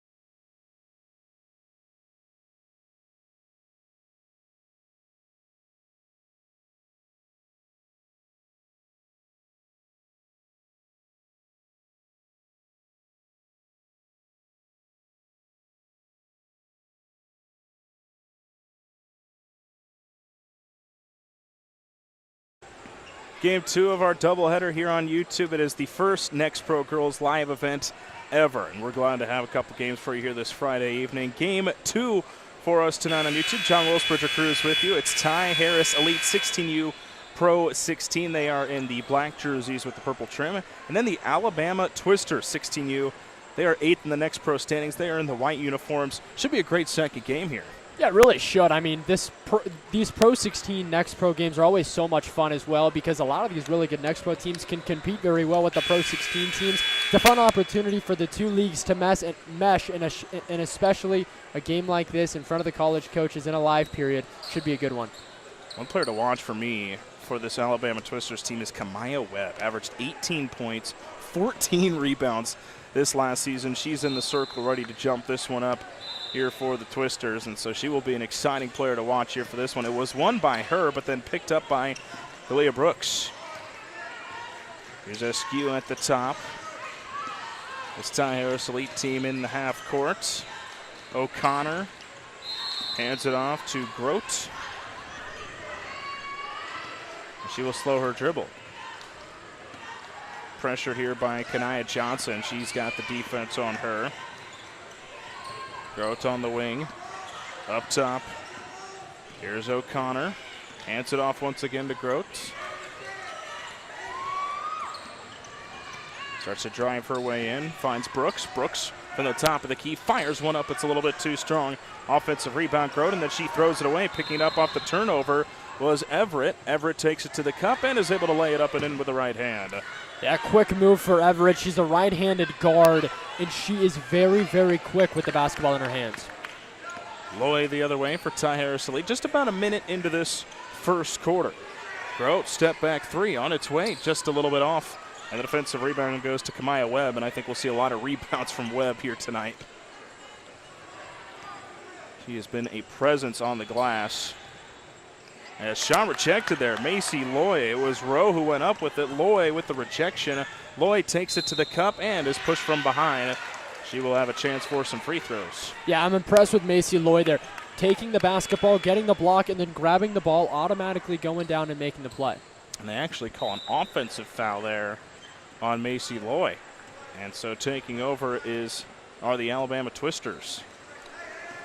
So I say what I said with an asterisk on it because I still think it was a great play. It's just obviously an offensive foul on Loy.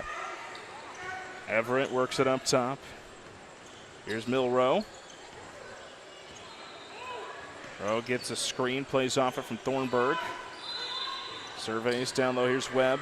Webb finds it in the corner. Right wing three for Thornburg. Left it a little bit short. Offensive rebound, Webb. Webb goes up right block, can't get the shot, gets her own miss, and then was fouled by Jocelyn S.H.E. And so free throws coming for Kamaya Webb. And this is going to be big for the Twisters if they can continue to be a presence on the boards and continue to rebound the basketball and get to the free throw line. It's going to prove good things for them down the road. Webb stands at 6'1" from Midfield High School, 18 points, 14 rebounds, 5 blocks per game this past season. Has played at the varsity level since 8th grade. Dominant in the paint, and she's going to be fun to watch here tonight. I think who she reminds me of a lot would be looking at like a Hannah Stokey from Iowa or an Alexis Markowski from Nebraska. Two dominant bigs like that can average that double-double. As Webb goes 1 for 2 from the free throw line, so it's a 3-0 lead here for the Alabama Twisters over Ty Harris Elite 16U, a Pro 16 team. Grote trying to work this one across the timeline. Good pressure here, full court from Everett. Now here's O'Connor. Stops middle of the lane, and she is called for a travel. Shuffled her feet a little bit too much, and Alabama Twisters, they've come to play here early on. I think what's funny for Connor is she went to plant, and she planted but then slipped a little bit and got caught in this really awkward position, and the defense did a good job of just swarming around her. Not much else she could have done except for just chuck the basketball to whoever was closest to her. Everett running the point, lobs it down low for Webb. They're trying to put a late double team on her. She misses the shot, gets her own miss, goes up again, can't get the floater to go. And Ty Harris Elite with the rebound. Two good-looking shots, just neither of them come up. In the corner, jumper for Brooks. Brooks misses the unit, and the defensive rebound goes to Alabama Twisters and Milroe, and she was fouled as she hits the deck. And Kalia Brooks, for Ty Harris Elite 16U Pro 16. Going to see a lot of speed from her. She's a sprinter as well on the track.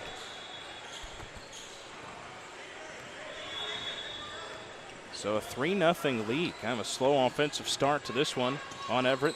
Off a screen to her right. Looks to put the moves on. Sends a pass on the wing to Kania Johnson. Johnson looks to drive her way in. Floats one up with the left hand. Just a little bit strong. And O'Connor with the rebound. Ty Harris Elite with it the other way. Groats looks to drive in. Swings it in the corner to Loy. Back up top, O'Connor. Right of the key three. Just off. It'll go out of bounds on that far sideline, and Alabama Twisters will take over.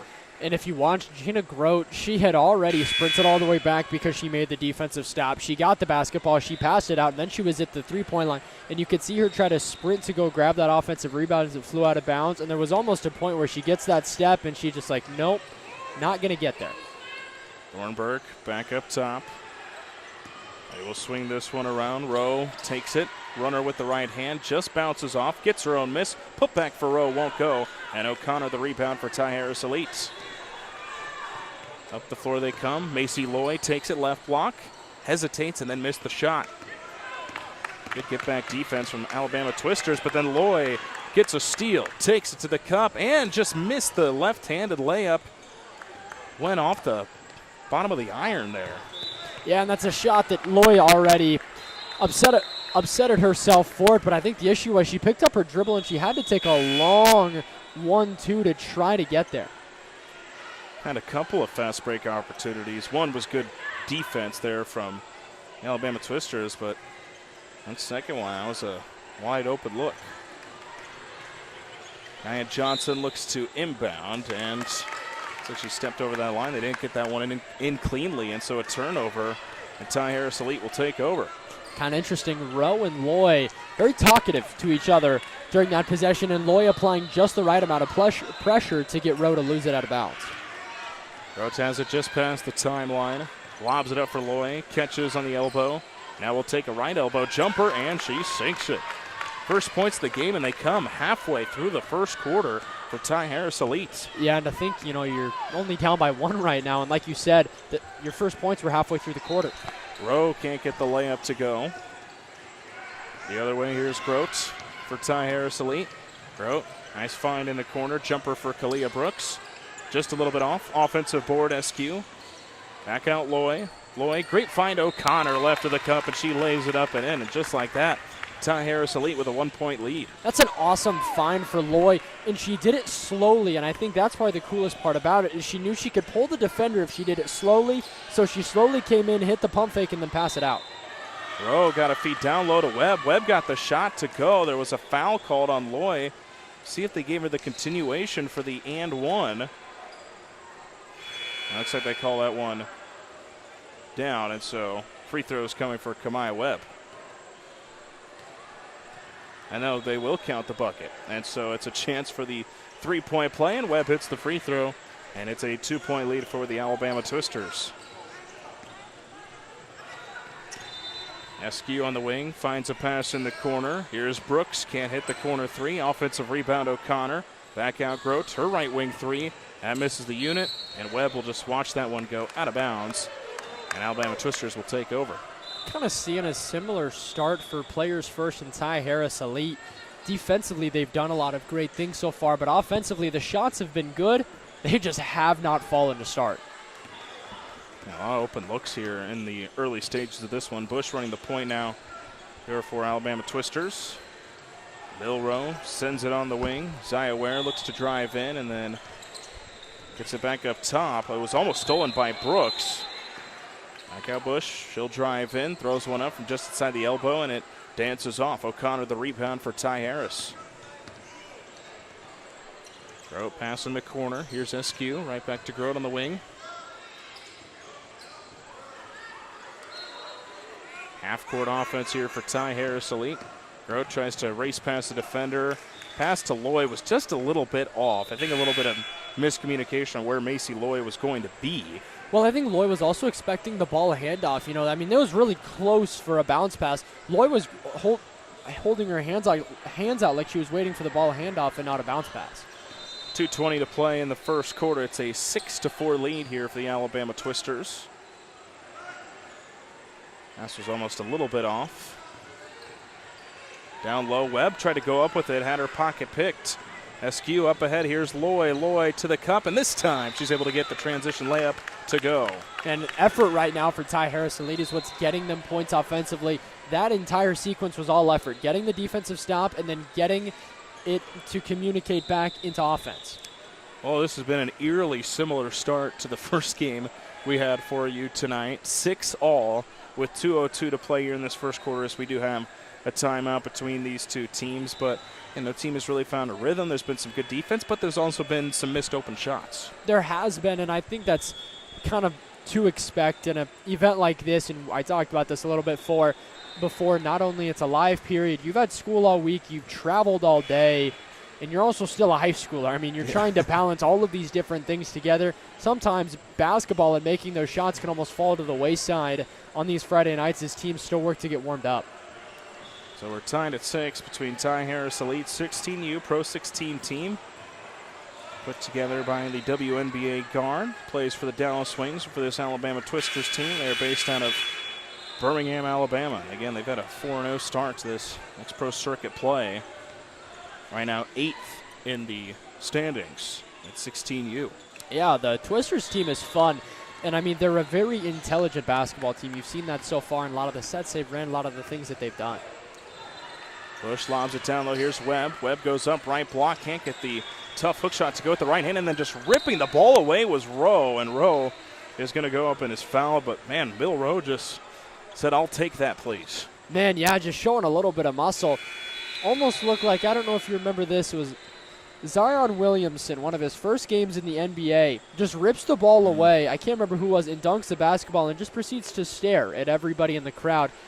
Eerily similar to what Rowe just did.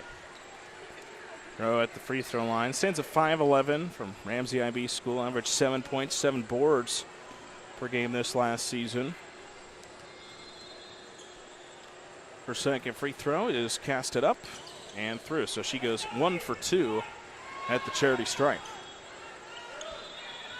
1 point lead for the Alabama Twisters. Up the floor, it was poked away. Forcing the turnover was Craighead, and then a foul was committed as Bush hit the deck hard. That's not pleasant on the knees. I mean, she fell straight down. There was no covering that up at all.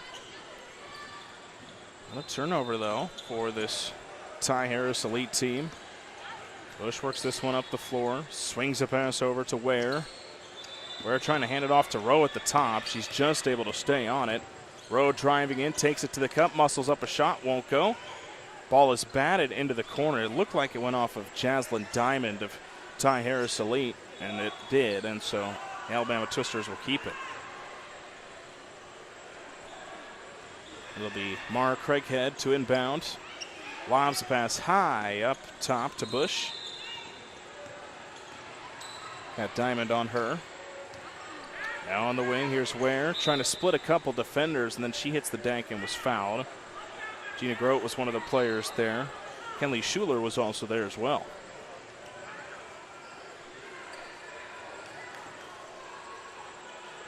So again, the Alabama Twisters will keep it. Kylie Thornburg is back in. And she will inbound the basketball. Lobs it up top for Zaya Ware. Here's Rowe on the elbow. Spins off of Loy. Puts up a contested jumper from the right lane line, and it's a little bit too short. Up the floor, here's Diamond. Diamond, runner, wouldn't go. And she was called for a double dribble before she put up the shot. 53 seconds left. You got about one possession each. This one really important here for the Twisters. Up by 1. See if you can't elevate that to 3 or 4. Ware working at the top. Lobs a pass on the wing for Craighead. Back down low. Here's Webb. Webb just inside the elbow. Had the ball poked away and stolen. Macy Loy ends up getting on it for Ty Harris-Elite. And it looks like just stepped out of bounds did Loy along this near sideline. And so another turnover here for Ty Harris-Elite. No team has really been super careful with the basketball here in the early stages. And so Zaya Ware will look to drive in. Ware lost her footing. Getting on it is Webb, and Webb throws up a 7-footer from straight on. Hook shot with the right hand will go. Been impressed with Webb so far, just with how methodical she has been. Maya Webb got the shot to go. Now 3-point lead for the Twisters. Macy Loy catches the inbound pass, has 18 seconds to play here in the first quarter. Loy sprints past the defender, takes it to the cup, runner off the glass and through with the right hand. Loy starting to come alive here in late parts of the first quarter. 5 seconds to play in the quarter. Thornburg puts up a left wing three, just left it short. Battle for the board. It was batted out of bounds by S.H.E, but it won't matter as that's the end of the first quarter. Good, low-scoring game so far here between the Alabama Twisters 16U team and Ty Harris Elite 16U Pro 16. 9-8 lead for the Twisters here at the end of one. And Bridger, what have kind of been your main takeaways so far from this one? I think it's been a lot of the same things that we saw in that last game as well. It's been good defense from both sides as well as offense, not quite getting there yet. What I've seen a little bit more from this game, though, was the turnovers. We've seen those start to pick up, and it's just been simple things. Sometimes Macy Loy, she's been thinking, am I getting a ball handoff, ends up getting the bounce pass, or just the miscommunication right there on the sidelines. We've seen that a few different times. Teams are still trying to get used to playing with each other. Early here in the season, we're about a quarter of the way through right now, so we're still working out some of those kinks for both squads. And we saw with Loy, after missing a couple of transition buckets, she started to get it going there near the end of the quarter. And obviously, we've seen how dominant Kamaya Webb can be in the low post for the Alabama Twisters. And so there are definitely some playmakers on both of these squads. And as they get more comfortable in the game, probably see a little bit more coming out of the shell. Definitely, and we've seen that in a lot of games that you and I have watched over these past few weeks of basketball, especially in that last game that we just were witness to. So we're ready for second quarter action. Again, a 9-8 lead for the Twisters as we start this second quarter. Will be Ty Harris Elite basketball to start out this second quarter. They're working it right to left across your viewing screen. Again, glad to have you along. John Willis Bridger Cruz, our second of two for you today here on YouTube. Macy Loy looks to inbound pass in the backcourt. Grote will catch. Bounce pass to S.H.E on the wing. Hands it off Loy. Loy stops, left open. Her 15-footer was too strong. Thornburg the other way, trying to lob it up for Johnson. Johnson now will drive in, swings it out Rowe. Rowe will drive in, stops left block, muscles the shot off the glass and through for Mill Rowe. 3-point lead for the Twisters. Early stages here of the second quarter. And a foul is going to be committed by Mill Rowe, reaching in on Macy Loy. Yeah, and it's just one of those fouls. You don't necessarily need it right there, right? You know, you can play defense. She's still trying to get herself set up. It would have been a tough situation for her to be in regardless. You don't need to make that foul. Grote has it just past the timeline. Zips a pass to S.H.E. She hands it off Loy. Loy will drive in. Trying to get a bounce pass. It was deflected by the Twisters. Looked like Kanaya Johnson got a hand on it. Wasn't able to keep it in bounds. And so Ty Harris Elite will keep it. An inbound coming along the baseline. Bounce pass in Loy. She got good inside positioning, and Thornburg was jumping, and she is called for the foul. It's kind of funny. I don't think Thornburg necessarily meant to jump, but she found herself in the air, and she couldn't get down to the ground quick enough. A couple early fouls here in the second quarter as well for the Twisters. Loy in the corner finds Grote, dribbles baseline, back out Loy. Gives a head fake, swings it up top.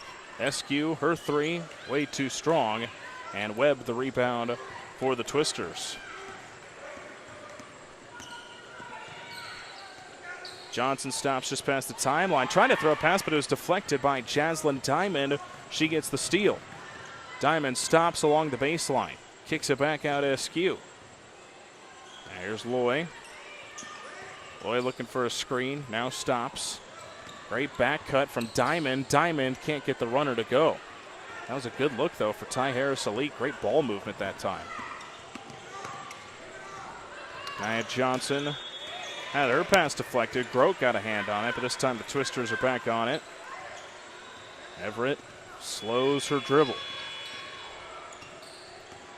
Off a screen, trying to lob it down low, and another steal. This time S.H.E got a hand on it and gets the steal for Ty Harris-Elite. Great find down low, Schuler, and Schuler can't finish. Good defense from Webb coming out of nowhere to make that at least a little bit of a difficult shot. Everett up the floor. She is tripped up, just lost the ball. It is picked up by Schuler. Finds Loy, fast break, wide open, lays it up and in. A little bit of redemption for Macy Loy. She missed one wide open with the left hand, redeems herself with the right. She's had a lot of looks on transition as Macy Loy here for Ty Harris-Elite. Milrow lobs it down low for Webb. Webb blanketed by Schuler. And Schuler ends up getting called for the foul. And so Kamaya Webb will head to the free throw line. Yeah, Webb had to work really hard to get that positioning. And once she got it, her teammates were quick to reward her. And that's something that they've got to keep doing. She's a huge presence in the post. Webb to the free throw line, casts up the first, just left it short. Webb has missed a couple here in this first half, a couple substitutions both ways. In high school this season, she played for Midfield High School. She had 553 points on the season. Her second free throw, that one is off. So she goes 0 for 2 that trip as S.H.E is now trapped in the backcourt. They end up throwing it off with the Twisters, and so Ty Harris-Elite will keep it here.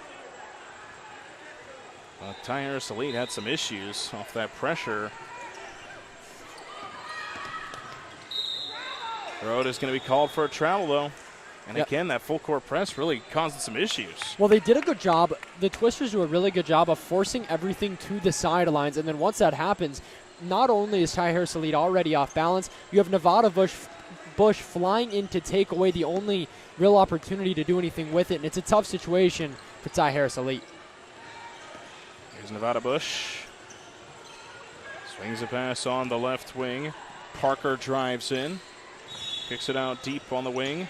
Back to Bush, right of the key. Twisters with it in the half court. Taking it to the cup is Milrow. Rose runner wouldn't go. Offensive rebound Webb. Webb underneath, tries to get the shot to go. A lot of congestion underneath and then a jump ball. Thought they signaled a jump ball, but maybe that was just a foul against the Twisters. And for Camilla Rowe, she's had a lot of good opportunities down low, and you can tell she's starting to get a little frustrated as these shots just aren't falling.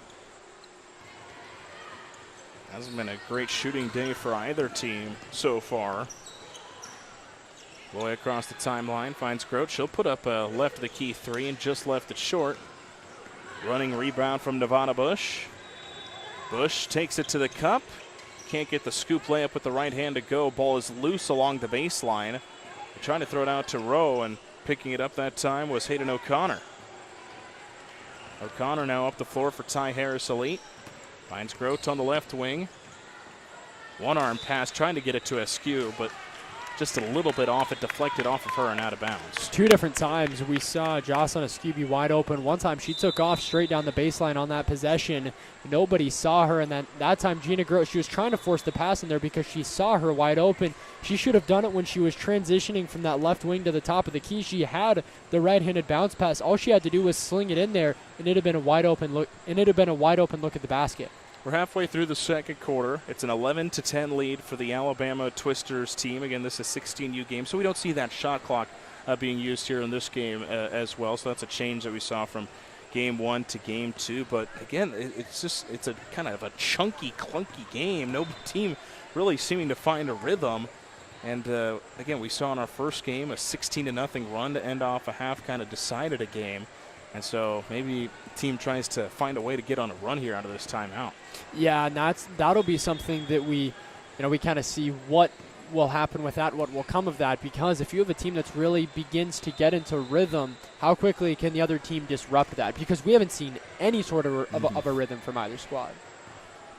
So out of the timeout, and it's a 1-point lead for the Twisters, based out of Birmingham, Alabama. It will be the Twisters with the basketball out of the timeout.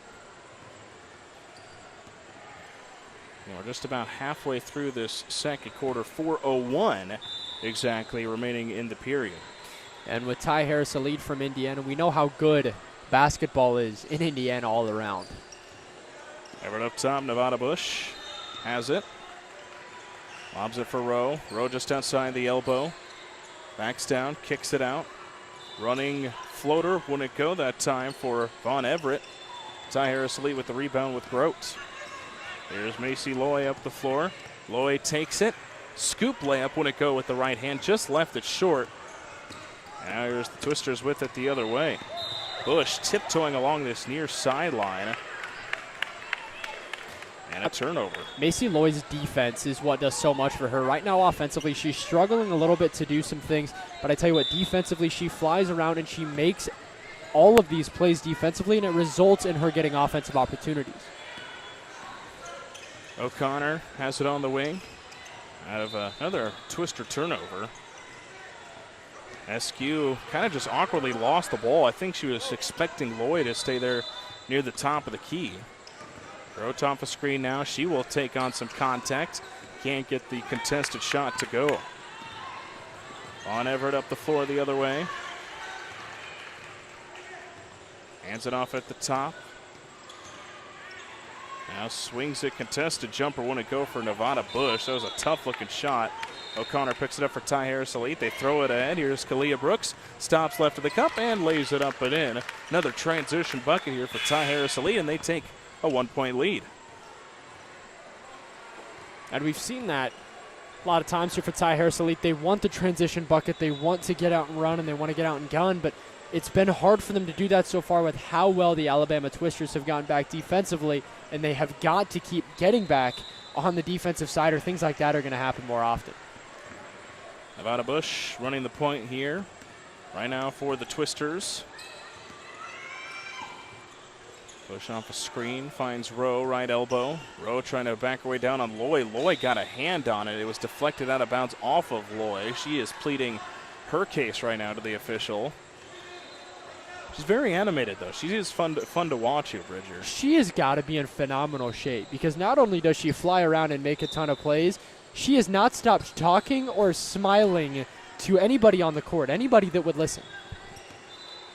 Bush off the inbound. It's a screen. They lob it down low, trying to get it to Webb, but S.H.E forces another turnover.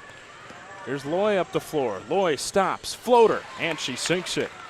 It's a good play by Loy. Did you notice the entire time she had her mind made up that she was going to shoot that shot, but she's looking around the whole time, constantly trying to get these defenders to work off and make her think she was going to pass the basketball. Webb down low. She is double teamed. Zips a pass to Rowe. Rowe a deep straight on three, and it's just a little bit strong. Ball goes almost out of bounds. Bush is able to save it in. Trying to get it to Rowe. S.H.E tries to take it away. Milroe back up top. Now driving in. Great feed down low. Webb. Webb can't finish. Rowe had her shot deflected by Grote. Another offensive rebound by Webb, and that time she gets the two to go off the glass and through. Webb has got to start getting more into this game, and she's got to become more of a presence down low. Grote taking it to the cup. Her runner wouldn't go. Fight for the rebound down low, and O'Connor had it for a second, and then a foul was called as O'Connor hit the deck. It looks like Milroe is called for the foul.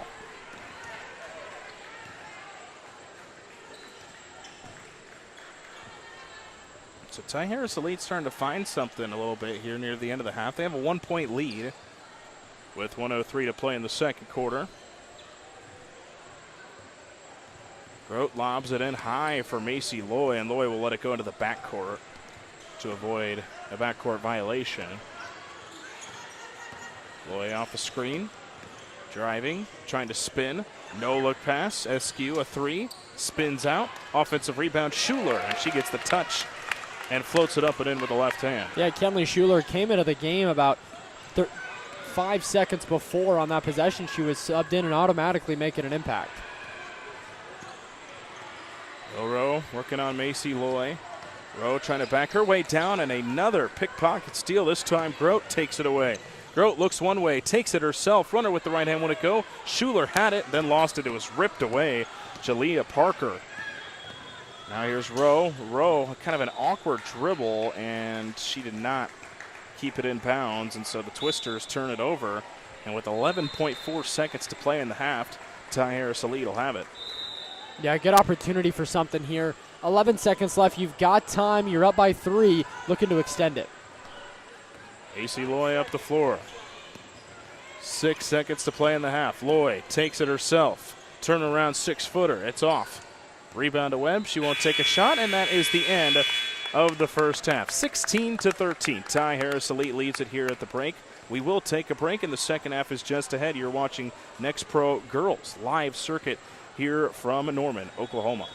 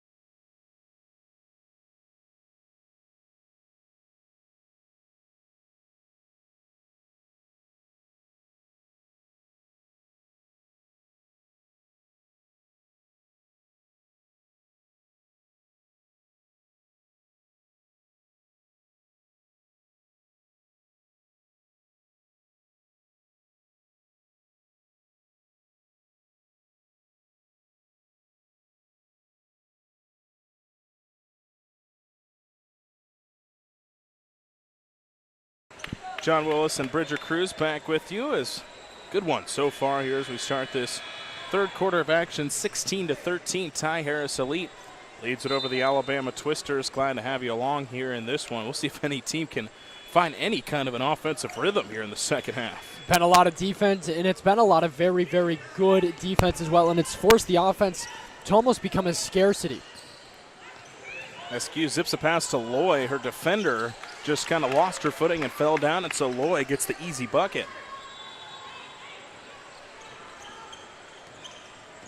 So that extends the lead here to start out this third quarter of action. Craighead at the top, trying to throw a pass for Vaughn Everett. It went off her hands and out of bounds, and give credit to Kalia Brooks as well, who kind of pressured her there near the top. Once again, we keep seeing that good defense from Ty Harris Elite. It's what at this point has put them in the lead by 5. Grote looks for a screen from S.H.E, takes it to her right, finds O'Connor. She hands it off to S.H.E. Loy now trying to drive her way in, trying to get to that second gear of speed. Brooks now right elbow jumper, 18 feet out. That one is off. Offensive rebound, O'Connor. She was triple teamed down low. Kicks it out, Grote. Left wing three, and she connects on a tray. Good looking ball movement creates an open look, and open looks create good shots. That time, Ty Harris Elite, that's exactly what they did. Largest lead of the game by either team, and it's by quite a margin as well, as Kamaya Webb was fouled down low, and so Webb will make her way to the free throw line. Webb, a good opportunity here, down by 8. You got to find something to do with it, and for Kamaya Webb, you got to give credit to Ty Harris Elite. You know, at one point, Kamaya Webb this high school season, she had 34 points, 26 rebounds, 5 blocks. and 15 offensive rebounds in a singular high school game. It was seen as one of the best high school games probably ever in Alabama high school history. So she's got to get back to that level of dominance down low. You got to imagine a game like that's probably up just at the national level for one of the greatest individual games ever. One thing she has struggled with a little bit tonight, though, it has been her free throws. She missed the first. Her second is floated up, and she rattles around and through. And it's a high arcing free throw as well. Loy up the floor, up by 7. Loy gets past the defender, just takes it herself. Can't get the shot from the right block to go. Just missed it a little bit strong. You can tell she's starting to get a little bit frustrated with herself, and I think I would be too. You're getting a lot of good looks. You're just not able to finish them. And Everett frustrated with herself. That pass was just way too far out of bounds on the baseline. And so another turnover for the Twisters. Ty Harris-Elite will take over. Tell you what, something that Ty Harris-Elite has done really well is what a lot of teams would do to South Carolina's Camila Cardoso. You put a defender in front, you put a defender in back, but you don't do it right away. You do it when that pass is in the air, and then you swarm and make it almost impossible for her to catch the basketball. O'Connor will cast up a deep right wing three. It is too strong. Twisters with it the other way.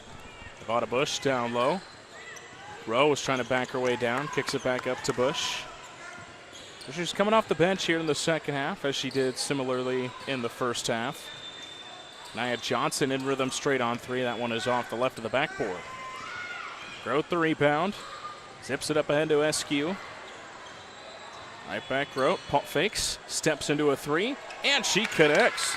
Gina Grote, a couple of threes here in the third quarter for Ty Harris-Elite. She's a talented shooting guard there from Batesville, Indiana. She sees the floor well, can hit the three ball. She's willing to dive on the ground, do whatever the team needs. Bush on the wing, trying to end this run here. A 10-point lead for Ty Harris-Elite. Great find. Kania Webb is able just to muscle the shot up and through. And that's what you got to do to get Webb the basketball. Right now, you're not just going to be able to lob it in from the top of the key and hope she can get it done. Got to be ball movement, got to be a lot of good dribbling. Another three this time from Brooks, and that one was off. Ty Harris-Elite deflected a pass from Craighead, and so the Alabama Twisters will keep it. Good opportunity right here. They have the basketball. They have the opportunity with it to cut this back down to 6 and make it a 2-possession game. Because I tell you what, 8 and 6 seem very, very different in a basketball game. Especially in a game as low scoring as this one. Here's Webb trying to post up. Can't finish, left it short. Grote, nice rebound along the baseline, keeping her foot in bound. Great pass up ahead, Brooks. Brooks hesitates, puts up the shot, won't go. O'Connor with the rebound, put back plus a foul, and a chance at the three-point play for Hayden O'Connor. And it's just hustle. That's all it was for Hayden O'Connor. She sprints down the court. She was right at the baseline. She was the only one of her teammates to get back at that point, was wide open right there because she hustled and got back to make the play. O'Connor at 5'8", class of 27 from Ben Davis High School. Trying to complete the old-fashioned three-point play, and that one just dances off. Couldn't get the roll that time. And it'll be a 10-point lead, this time for their largest lead of the game. Dribbling baseline, taking it to the cup, not being able to finish, but Webb with the rebound. Webb can't get her putback to go, and Webb starting to get a little bit frustrated as well. Another offensive board here for the Twisters. Bush with it, one-arm pass down low, Webb. Webb might have had her shot partially deflected that time. Now here's Ty Harris-Elite the other way, and a double dribble will be called on Jaslyn Diamond. Yeah, and that block was definitely tipped on the other end. Jocelyn Askew for Ty Harris-Elite has played great defense. She stands at 6 foot tall at 16 years old, taking a lot of contact down there, and she's played really well against Webb so far. Schuler back in for Ty Harris-Elite. Parker back in for the Twisters. Down low, here's Rowe. Rowe looking to go up, and right into the game, Schuler will commit a foul, and Mill Rowe to the free throw line. A foul is going to actually fall on Jaslyn Diamond. Schuler did a good job. She was very straight up. It was Jaslyn Diamond that came around on the backside and slapped at the basketball. Ended up hitting a lot of hand. So it'll be Mill Rowe at the free throw line. Her first free throw just a little bit too strong.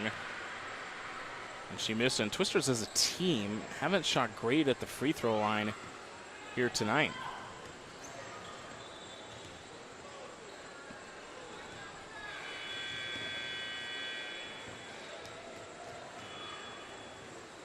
Her second free throw is up. That one also a little bit too strong. Bush almost was able to deflect it back to herself, but S.H.E picks it up for Ty Harris Elite. Then Grote throws it away off the turnover.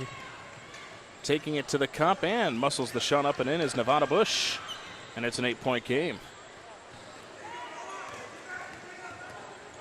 Here's Diamond. Diamond takes it the other way for Ty Harris Elite.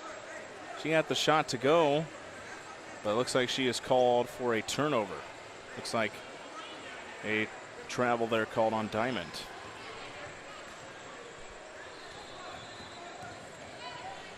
So maybe having some issues with the clock. It wasn't running there for a little bit. Now it is. Here's Bush dribbling her way down low, and Bush goes up, gets contact, and we'll head to the free throw line. Big free throws here for Bush, like we talked about. You can pull this game back within 6, get it to a 2-possession game, be good for the morale, and you just get even closer as we're about halfway through this third quarter. So Bush to the free throw line. She misses that one short. Been almost both teams from the last game and then both teams today as well. They've struggled at points from the free throw line. Again, Twisters, especially here in this one, just not been able to take advantage. And if they want to work their way back into this game, feels like they're going to have to knock some of these down. That one also misses. Grote, another good job tiptoeing along the sideline to get the rebound in the corner. Loy stopped her dribble, so finds Grote, and she will work it across the timeline. Dribbles behind the back.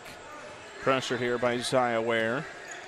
Loy looks to set a screen. Grote doesn't take it, and then miscommunication with her on Diamond on where Jaslyn Diamond was going to go, and a turnover. Gina Grote on the pass. Yeah, Jaslyn Diamond pump faked her own teammate on the backdoor cut. Gina Grote threw the bounce pass. I mean, it would have been right on the money for where Jaslyn Diamond would have been. Bush across midcourt. Lobs it for Webb. Now down low. Rowe goes up, right block, and she's able to get the tough shot to go up and through. And it's back to a 6-point game. Diamond up the floor for Ty Harris Elite. She will just take it herself, and Webb was there with the defense. Bush up the floor. Finds in the corner to Ware. Down low. Tried to get it to Mill Rowe, and Rowe just lost it. S.H.E again with great defense. S.H.E takes it, swings in the corner. Grote, wide open three. It's an air ball. It'll go out of bounds, deflected off of Kenley Schuler. 2:47 left now, 26-20. Alabama Twisters at this point looking to be in a good spot, especially now with this offensive possession coming up. The largest lead has been 10. The Twisters have worked it back down to 6 and have possession. But again, points have been at a premium tonight. They lob it at the free throw line for Webb. On the wing, down low, finds Rowe. Rowe going up, right block, trying to take on Loy. Can't quite get the shot to go. Webb, the putback when it go, gets her own miss again. She cannot just find the bottom of the rim as Rowe will work her way to the free throw line after another offensive rebound. And man, it's got to be frustrating for those two who have played so well in the post for a lot of their high school careers and a lot of this grassroots season as well.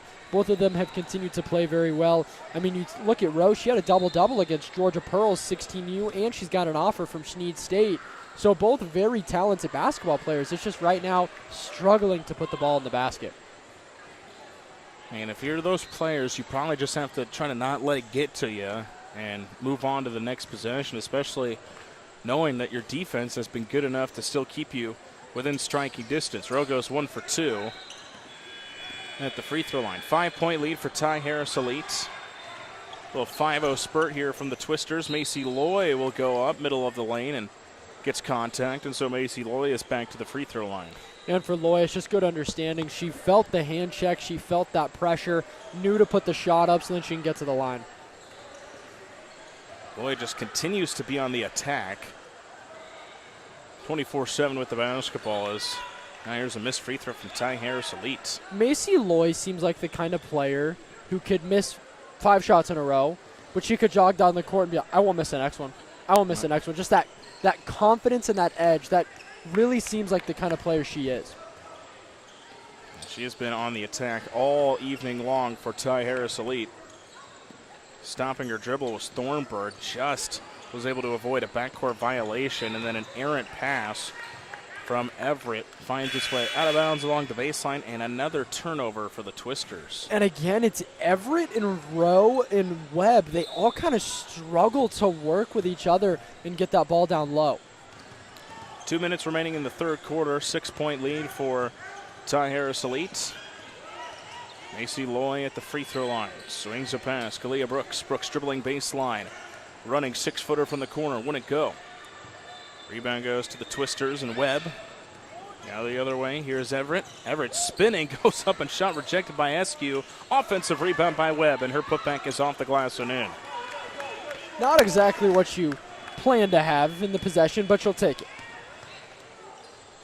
Loy almost lost it on the wing off the pass from Gina Grote. They get it back to Grote down low, and Milroe got a rejection. Offensive rebound, though, and a corner three won't go for Brooks. Ball batted around, loose on the floor. S.H.E. will get tied up. Here with Kanaya Johnson, jump ball is called, and it will stay here with Ty Harris Elite. Man, what a block, too. That's a fun one. Getting up there, tracking the basketball the whole way, no contact on the body. That's a textbook block in the post. Macy Loy was left wide open on the inbound pass, and that's an easy inbound play for Ty Harris Elite as Macy Loy continues her strong game. I think what's funny about Loy is she was probably sitting there chit-chatting the entire time. I mean, I'm not sure how you forget that she's on the court. Foul was committed down low on Ty Harris Elite with 1:05 to play in the third. It's a 29-23 lead for Ty Harris Elite, so Twisters very much well here, still in striking distance. On Everett, lobs a pass at the elbow. Rowe, her right elbow jumper wouldn't go. It was just short. O'Connor racing up the floor the other way. O'Connor can't get the layup to go. Von Everett trying to take a charge. Nothing was called either way. Now the Twisters almost turn it over again as Bush was trying to throw it down low to Rowe. It was deflected by Ty Harris Elite. For head coach Amber Harris and for Ty Harris Elite, it's got to be driving her crazy the amount of simple layups that Ty Harris Elite has missed. And Macy Loy intercepts the inbound pass off the turnover. Zips a pass in the corner. Grote has a corner three, and it's just off the left of the iron. And now a pass the other way, too high for Milroe. And it's hard to throw a pass that Milroe can't bring down. But that's another turnover for the Alabama Twisters, and it's starting to catch up with them here in the third quarter. O'Connor on the wing. Bounce pass to S.H.E. See if they hold for the final shot here in the third quarter. 13 and counting to play here in the quarter. Loy left of the key. Drives her way in, takes contact, and she muscles the shot off the glass and through, plus a foul. And Loy a chance at an and one. Macy Loy, we've seen her be very fast through the paint. We've seen her just take off and then try to go up strong. That time was more methodical for her. She slowly got to her spot, got the basketball, and then was able to take it up strong. But the pace was a lot slower, and there was a lot more control to it. So Ty Harris Elite building back on their lead again, and the largest has been 10 here for Ty Harris Elite. Loy at the free throw line trying to complete the three-point play, and that free throw is strong. Rebounded by Webb, throws it up ahead, and they're not going to get a shot off to end the third quarter. So after three, it's 31-23. Ty Harris Elite leads it over the Alabama Twisters. It's still very much a game. Alabama Twisters still very much having a chance here in this one, but the turnovers are really starting to add up. What's going to be really important in the fourth quarter for the Twisters is that they do not let this lead balloon anymore. They've got to start working back now. They have time to do it. There is no need to rush, but I mean, you got a little bit of pressure on you as well because you can't let this lead grow to any more than probably 10 points. And I think if this Alabama Twisters team is going to have success here in the fourth quarter, you've got to get Milroe and Kamaya Webb to start hitting some of those shots. I know they've struggled and they're still trying their best out there, but some of those shots have got to start falling. They do, and I think that's kind of the same thing on the other end as well. Ty Harris Elite, how many simple layups have we seen them miss? I mean, there's been a lot for both squads, but yeah, you talk about it with Alabama Twisters, they've got to be able to start making some of those shots down low. And I mean, they have the size, they have the height, and they have the talent. It's just they've got to start being a presence and a factor. See how this fourth quarter goes. If the Twisters can cut their way back into this one, it'll be Ty Harris Elite to start out this fourth quarter with the basketball. Again, still a full weekend of basketball to be played for all the teams here, and just a really cool event getting to have this first live event here with NXTPRO for the girls, and I'm sure this has got to be really cool for all of them.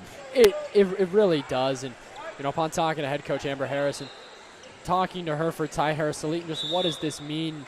And she said something really cool. She said the talent has always been here, and everything's always been here for women's basketball, but it's the media attention and the attention that Puma and all these different things have really started to give women's basketball, and that's why it's shining. So really great to see them getting the attention they very much deserve as Webb gets the tough shot to start out this fourth quarter, and right like that, 6-point game. S.H.E up the floor.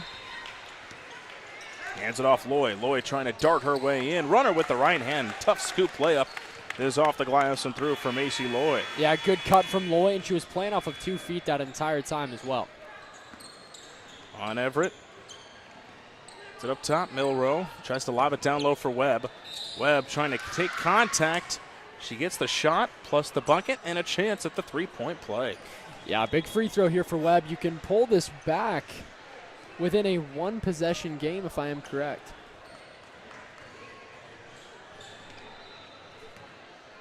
Kamaya Webb at the free throw line. Again, she has struggled a little bit at times from the charity stripe, and that one misses here as well. But Vaughn Everett, look at the effort, gets the rebound. Bush, left wing three, a little bit short, and O'Connor the rebound. Just about a minute into this fourth quarter. Bush, though, almost ripped the ball away. Lost it out of bounds along the baseline, but Bush is being active right now, trying to create some second opportunities for the Twisters. So excuse me, she pulled that game back within 6 points. I looked at the scoreboard too late. Here's Grote up the floor, stops deep right wing, lobs it down low. Here's O'Connor. O'Connor is able to draw contact on the right block, and she will head to the free throw line.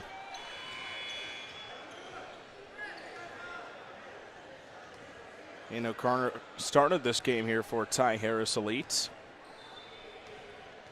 and has been pretty active throughout her minutes. First free throw, strong, but it got the roll, bounced around and in. Yeah, she has. She's been productive, especially on the defensive end when both teams were struggling to score consistently. O'Connor continued to be that defensive mark, and she's done a good job running the point when she's needed to. And O'Connor hits both free throws. The second one, a little less dramatic than the first. 8-point lead, just under 7 to play in the fourth quarter. Bush swings a pass, right wing, now down low. Here's Rowe. Rowe takes a lot of contact, throws one up, wouldn't it go? Webb trying to get the rebound. It was deflected out by Ty Harris Elite, and so the Twisters will keep it.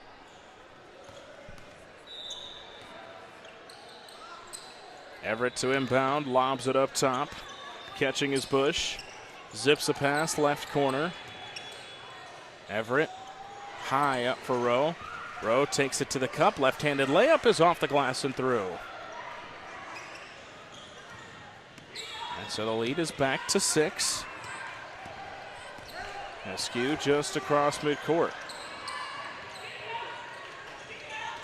Finds Brooks left of the key. She hands it off. Macy Loy. Loy to S.H.E.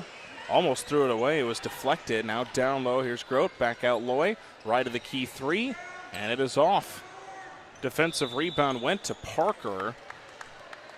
It looks like a foul was called, and the Twisters will take over. A little bit too much mustard there for Macy Loy. It's a good-looking shot. She kind of got her feet set a little weird, though. Her feet were almost touching each other with how close they were. Usually you like it to be shoulder width apart. And it looks like jump ball was the call, not a foul. And so Ty Harris Elite has possession. Once again, Macy Loy is found wide open out of the inbound. And the Twisters, that's the second time they've let that happen. Again, I just don't understand how, of all players, to just forget that she's on the court. Macy Loy wouldn't be one that I'd picture that happening. And it kind of felt like the Twisters were still getting back after they thought they had the ball as Milrow starting to attack. She gets the layup to go, and the lead is back to 6. That's a great cut to going downhill through that left wing. Bush, look at the effort. Down low, Rowe, fouled and one. Chance at the three-point play for Milroe. That is a big play and a big swing as well. Rowe goes down, she gets 2 points, and then she gets the offensive rebound. She's got a chance for herself to give her team a 5-point swing. But how about the play by Nevada Bush to force that turnover, and then while she was kind of throwing herself forward, tapped it to Rowe, and she was able to get the layup. 3-point game, just like that. Largest lead has been 10 here for Ty Harris Elite. AC Loy, bounce pass to Grote. Now back up top, here's S.H.E. Swings a pass to O'Connor. Loy drives in, stops elbow. Back out to Brooks. There's O'Connor. O'Connor trying to get past the defender, takes it to the cup, and she goes up and gathers contact. It was Jalea Parker, the guilty party, and more free throws for Hayden O'Connor. It's a really good return there for O'Connor and the rest of the Ty Harris Elite team. They didn't get rattled. They went down, and they ran a really good set as well. They took their time with it, and then Hayden O'Connor finding a way to slice through the lane and get to the cup. Just about 3 minutes deep into this fourth quarter. Lead was just cut to 3. Now it's back to 4 after O'Connor hit the first free throw. Substitution here for the Alabama Twisters as Zaya Ware will check in. Second free throw from O'Connor, and that one dances off, so it'll stay a 4-point game. Milroe the rebound. There's Nevada Bush up the floor. Bush along that far sideline. Finds Milroe at the top, who's really come alive so far to start this fourth quarter. They lob it for Webb. Webb inside positioning. Her runner is able to trickle down and through. And it's a 2-point game. Another good return for Alabama Twisters and just solid offense as they really are beginning to roll here about midway through the fourth. Loy almost lost it, and we mentioned both Webb and Rowe needed to start to get those shots to fall, and they have. S.H.E, an answering three, is way off. And Webb the rebound. Webb throws it away. Was trying to get it to Bush, and Bush just couldn't catch it cleanly thanks to the stifling defense of Gina Grote. So Grote will inbound.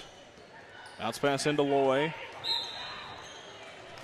And it looks like a little bit of a bump there between her and Milroe, and Rowe's called for the foul. I tell you what, between Rowe and Loy, they've been going at each other offensively and defensively. Neither one has wanted to help off or wanted to switch. They want to guard each other.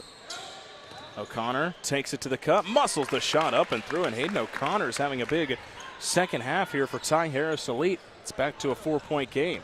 In the first half, she was offensively almost a non-factor, but come here in this fourth quarter, she's becoming a huge factor in this game. Now Ty Harris Elite forces a turnover. Look at O'Connor on the floor, gets tied up with Milroe.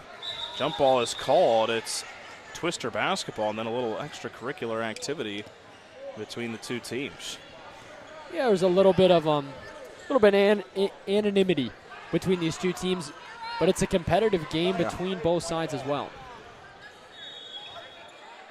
And it's good that there's passion. I mean, you can tell both teams want this game here to kick off this weekend in Norman, Oklahoma. Halfway through the fourth quarter, a 4-point lead for Ty Harris Elite. The officials still having a word, looks like, with the coaches over there on the far side. Yeah, we're trying to tell Nevada Bush to tuck her shirt in. So here's Twisters with it. Over halfway through the fourth now, and just an off pass might have been deflected. Von Everett couldn't get it down low to Webb like she wanted to. Macy Loy up the floor the other way. Loy trying to put the moves on. Swings it out. O'Connor's left open. Her three, a little bit short. And the rebound goes to Milroe. Rowe up the floor for the Twisters. Rowe attacks, spins, goes up, takes contact. Nothing called. Offensive rebound. A couple of putbacks won't go for Webb. Ball still loose along the baseline. It goes out of bounds. Last touch by the Twisters.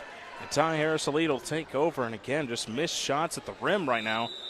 The Alabama Twisters. When Webb was a lot tighter to the baseline and right underneath the basket, I don't think she realized how far underneath the basket she was. Loy to the cup.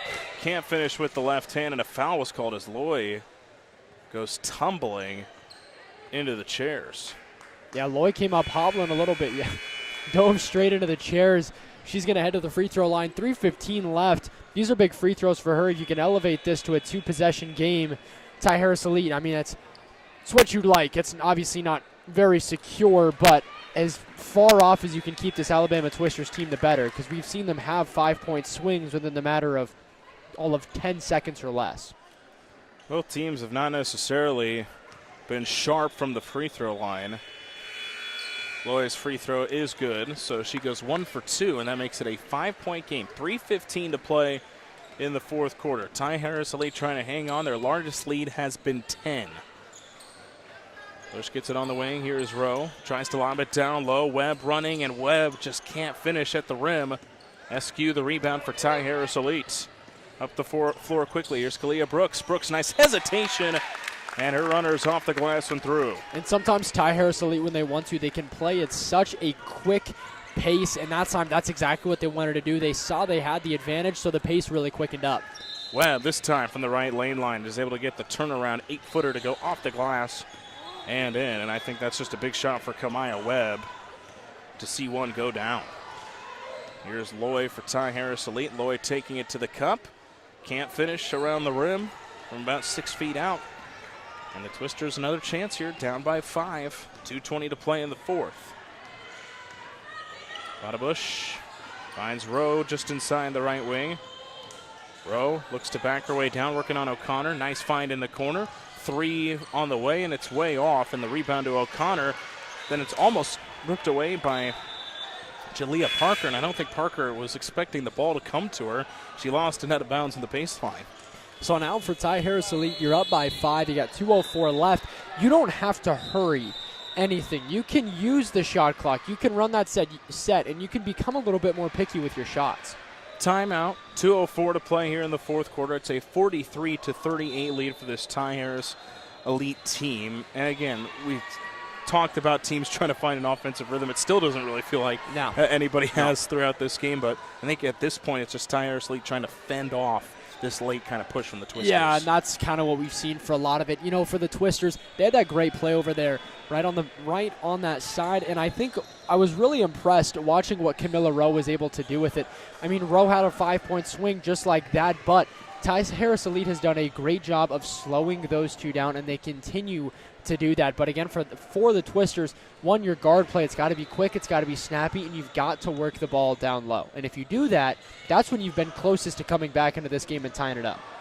You wonder with the Alabama Twisters and head coach Joseph Dunyan how aggressive they might be out of the inbounds now, as it will be Ty Harris Elite basketball out of this timeout. So you wonder if they maybe start to press a little bit more, trying to force some turnovers and work in transition. Because, again, it just hasn't felt like they've been able to get many sets going when they've just been in the half court. And a lot of that comes to Milroe and Kamaya Webb. They've had some looks, just haven't been able to quite knock them down. Yeah, and for this Alabama Twister squad, it's interesting you bring up trying to find chaos, trying to create turnovers. That's how a lot of both of these teams have created a lot of their points and opportunities, is through the defense and through those chaos and turnovers. It's a good idea for the Twisters to try a little bit of that. And they will press here. O'Connor will inbound. They didn't have anybody on Loy, and so not a full-fledged press here from the Twisters. Under 2 to play in the fourth. Loy gets past the defender, takes it to the cup, can't finish around the rim. O'Connor, the rebound, put back is off the glass and through. O'Connor continues her big second half for Ty Harris Elite. Lead is 7. Corner 3 now for the Twisters. It's an air ball, but an offensive rebound and putback for Jalea Parker. And that cuts lead back to 5. And for Jalea Parker, I think she was cutting through to help set up that offense, and it was just right place, right time for her. Pressuring Gina Grote here is Parker. Parker not making life easy on her. Grote drives in, kicks it out. Right wing jumper won't go. Offensive rebound O'Connor, and O'Connor is able to get back to the free throw line. Man, once again, Hayden O'Connor just getting it done. Whatever her team needs, she's going to come up and make a play. Consistently has gotten her team second chance opportunities, has made a couple of tough shots here in the fourth quarter, and has just been awesome here for Ty Harris Elite. Some important free throws, though, trying to make it a 7-point game if she can knock down both, and she misses the first. So at the very most, it'll be a 6-point game with 1:15 to play. See if she can knock down the second.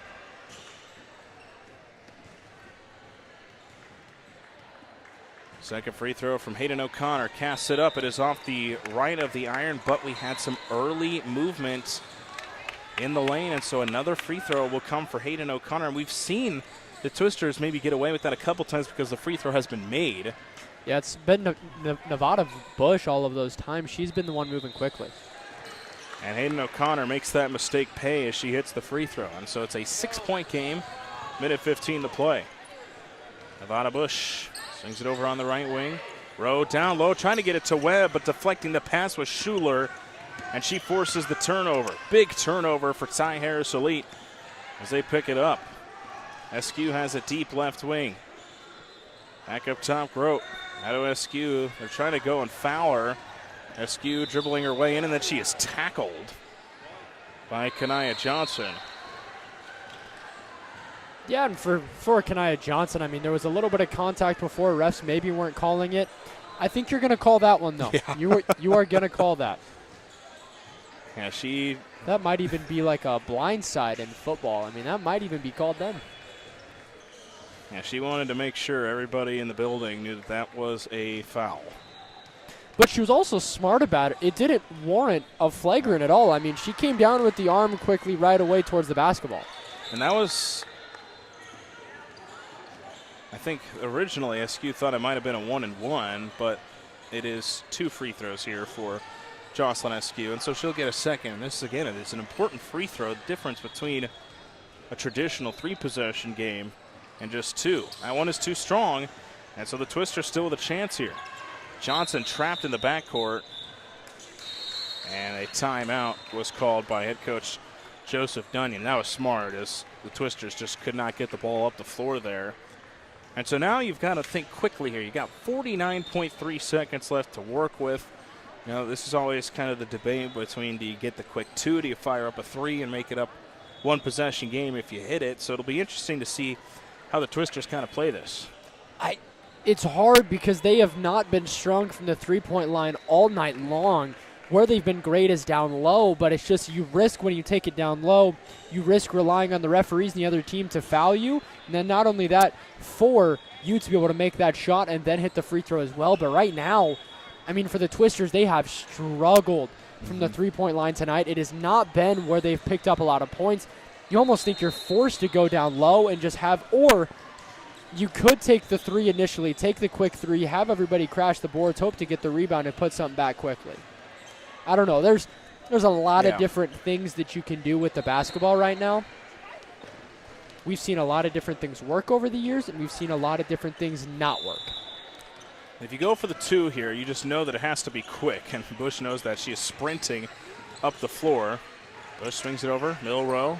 Left of the key. Rowe will back her way down low. Swings it over on the wing. 3-pointer on its way. Off the backboard. Hung off the top of the rim. Wouldn't go. And then some contact down low. And that one goes against Schuler for Ty Harris Elite. And so this will be free throws for Kamaya Webb, but Webb has struggled at the free throw line. Well, it's not the worst situation for Ty Harris Elite either. Regardless, even if she hits both of these, still going to be a 4-possession game. And Webb misses another. It has been a night to forget, probably for both teams at the free throw line. Second free throw here from Webb. Cast it up, and she gets that one to rattle around and through. 32 seconds to play in the fourth. It's a 5-point game. Officials will reset things here for Macy Loy, who will trigger it in. It was Camilla Rose stepped over that line. They get it into O'Connor. Late foul came on from Jalea Parker. I don't think they quite knew for sure whether to foul first, but then you could hear Coach Dunyan clearly yelling, foul, foul. And so O'Connor back at the free throw line with a couple more big free throws. Yeah, and for Hayden O'Connor, she's kind of just been the rock right now that her team has needed. She's made a lot of good defensive possessions, and then offensively, especially in the fourth quarter, she has come alive. Couple big free throws here. Her first free throw casted up, and she sinks it. 6-point lead now for Ty Harris Elite. clutch free throw for Hayden O'Connor. Her second free throw is up, just spins in and out. Bush the rebound, works along that far sideline. Bush finds Rowe, dribbling down low, is able to get the shot off the glass and through. So the lead is cut to 4. They go and foul O'Connor hard.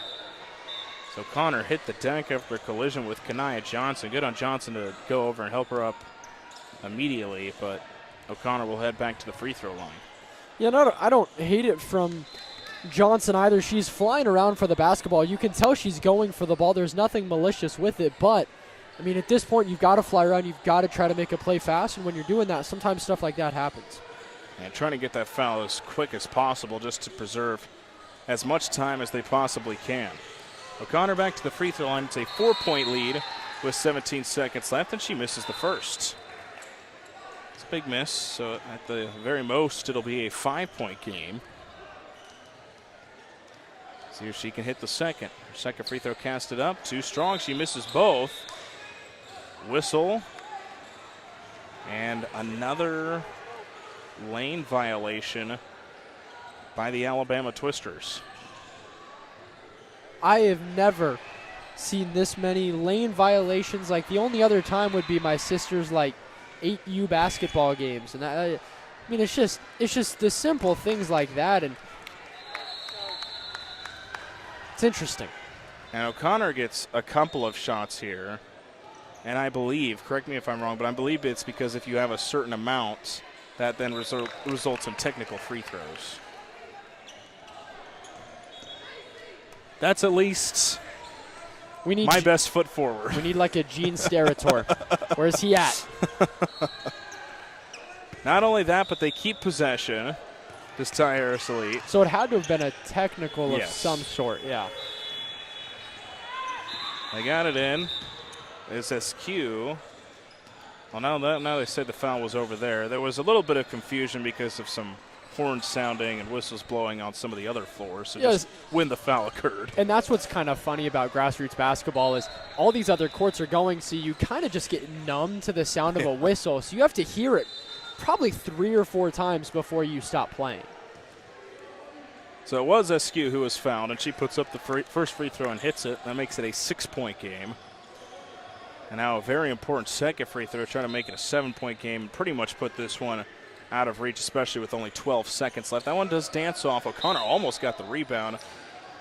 And then O'Connor was called for the foul. It was Rowe, but it's honestly not the worst thing in the world because now you don't give the Twisters the chance to make a 3.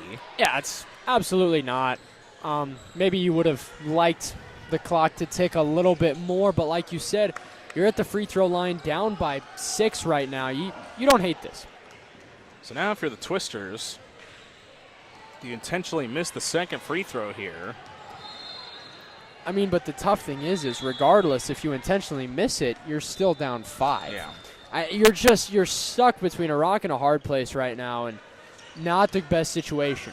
Now she'll just go and make both here. They get it in. Road catches in the backcourt, and she is fouled. 9.2 seconds remaining. It's a 4-point game. So now the Twisters will hope for some free throws, and then they will have to move incredibly quickly. Yeah, you got to hope for a miss, and then no doubt you got to go 3-ball. But if you're Ty Harris Elite here, you don't hate the possibility of fouling if you miss the second free throw. Grit does hit the first. Grit had a good season this last year with Oldenburg Academy. Was IBCA underclassmen small school all-state honorable mention this last year. Grote's second free throw touches every part of the rim and falls out. Parker with the rebound. 5-point lead, 5 seconds remaining. Taking it up, throwing up a shot is Bush. Won't go. Ball batted around. And the Twisters will fall in this one. Final score 50-45. Ty Harris Elite 16U Pro 16 will fend off the Twisters. This Pro 16 team was kind of pushed to the brink here. They held leads of 10. Twisters gave them a heck of a run, but it was Ty Harris Elite who ended up surviving in the end. For sure, and it was a tight game all around. Nobody could get into a great offensive rhythm, but you know what both these teams learned here? defensively they can be very, very solid. It's just offensively, both teams missed a lot of shots or a lot of turnovers as well, but in the end, it was Ty Harris Elite 16U Pro 16. I'll be honest, I think Macy Loy is a huge part of that as well as Hayden O'Connor. Those two just finding a way to get it done, and then the rest of the team rallying around.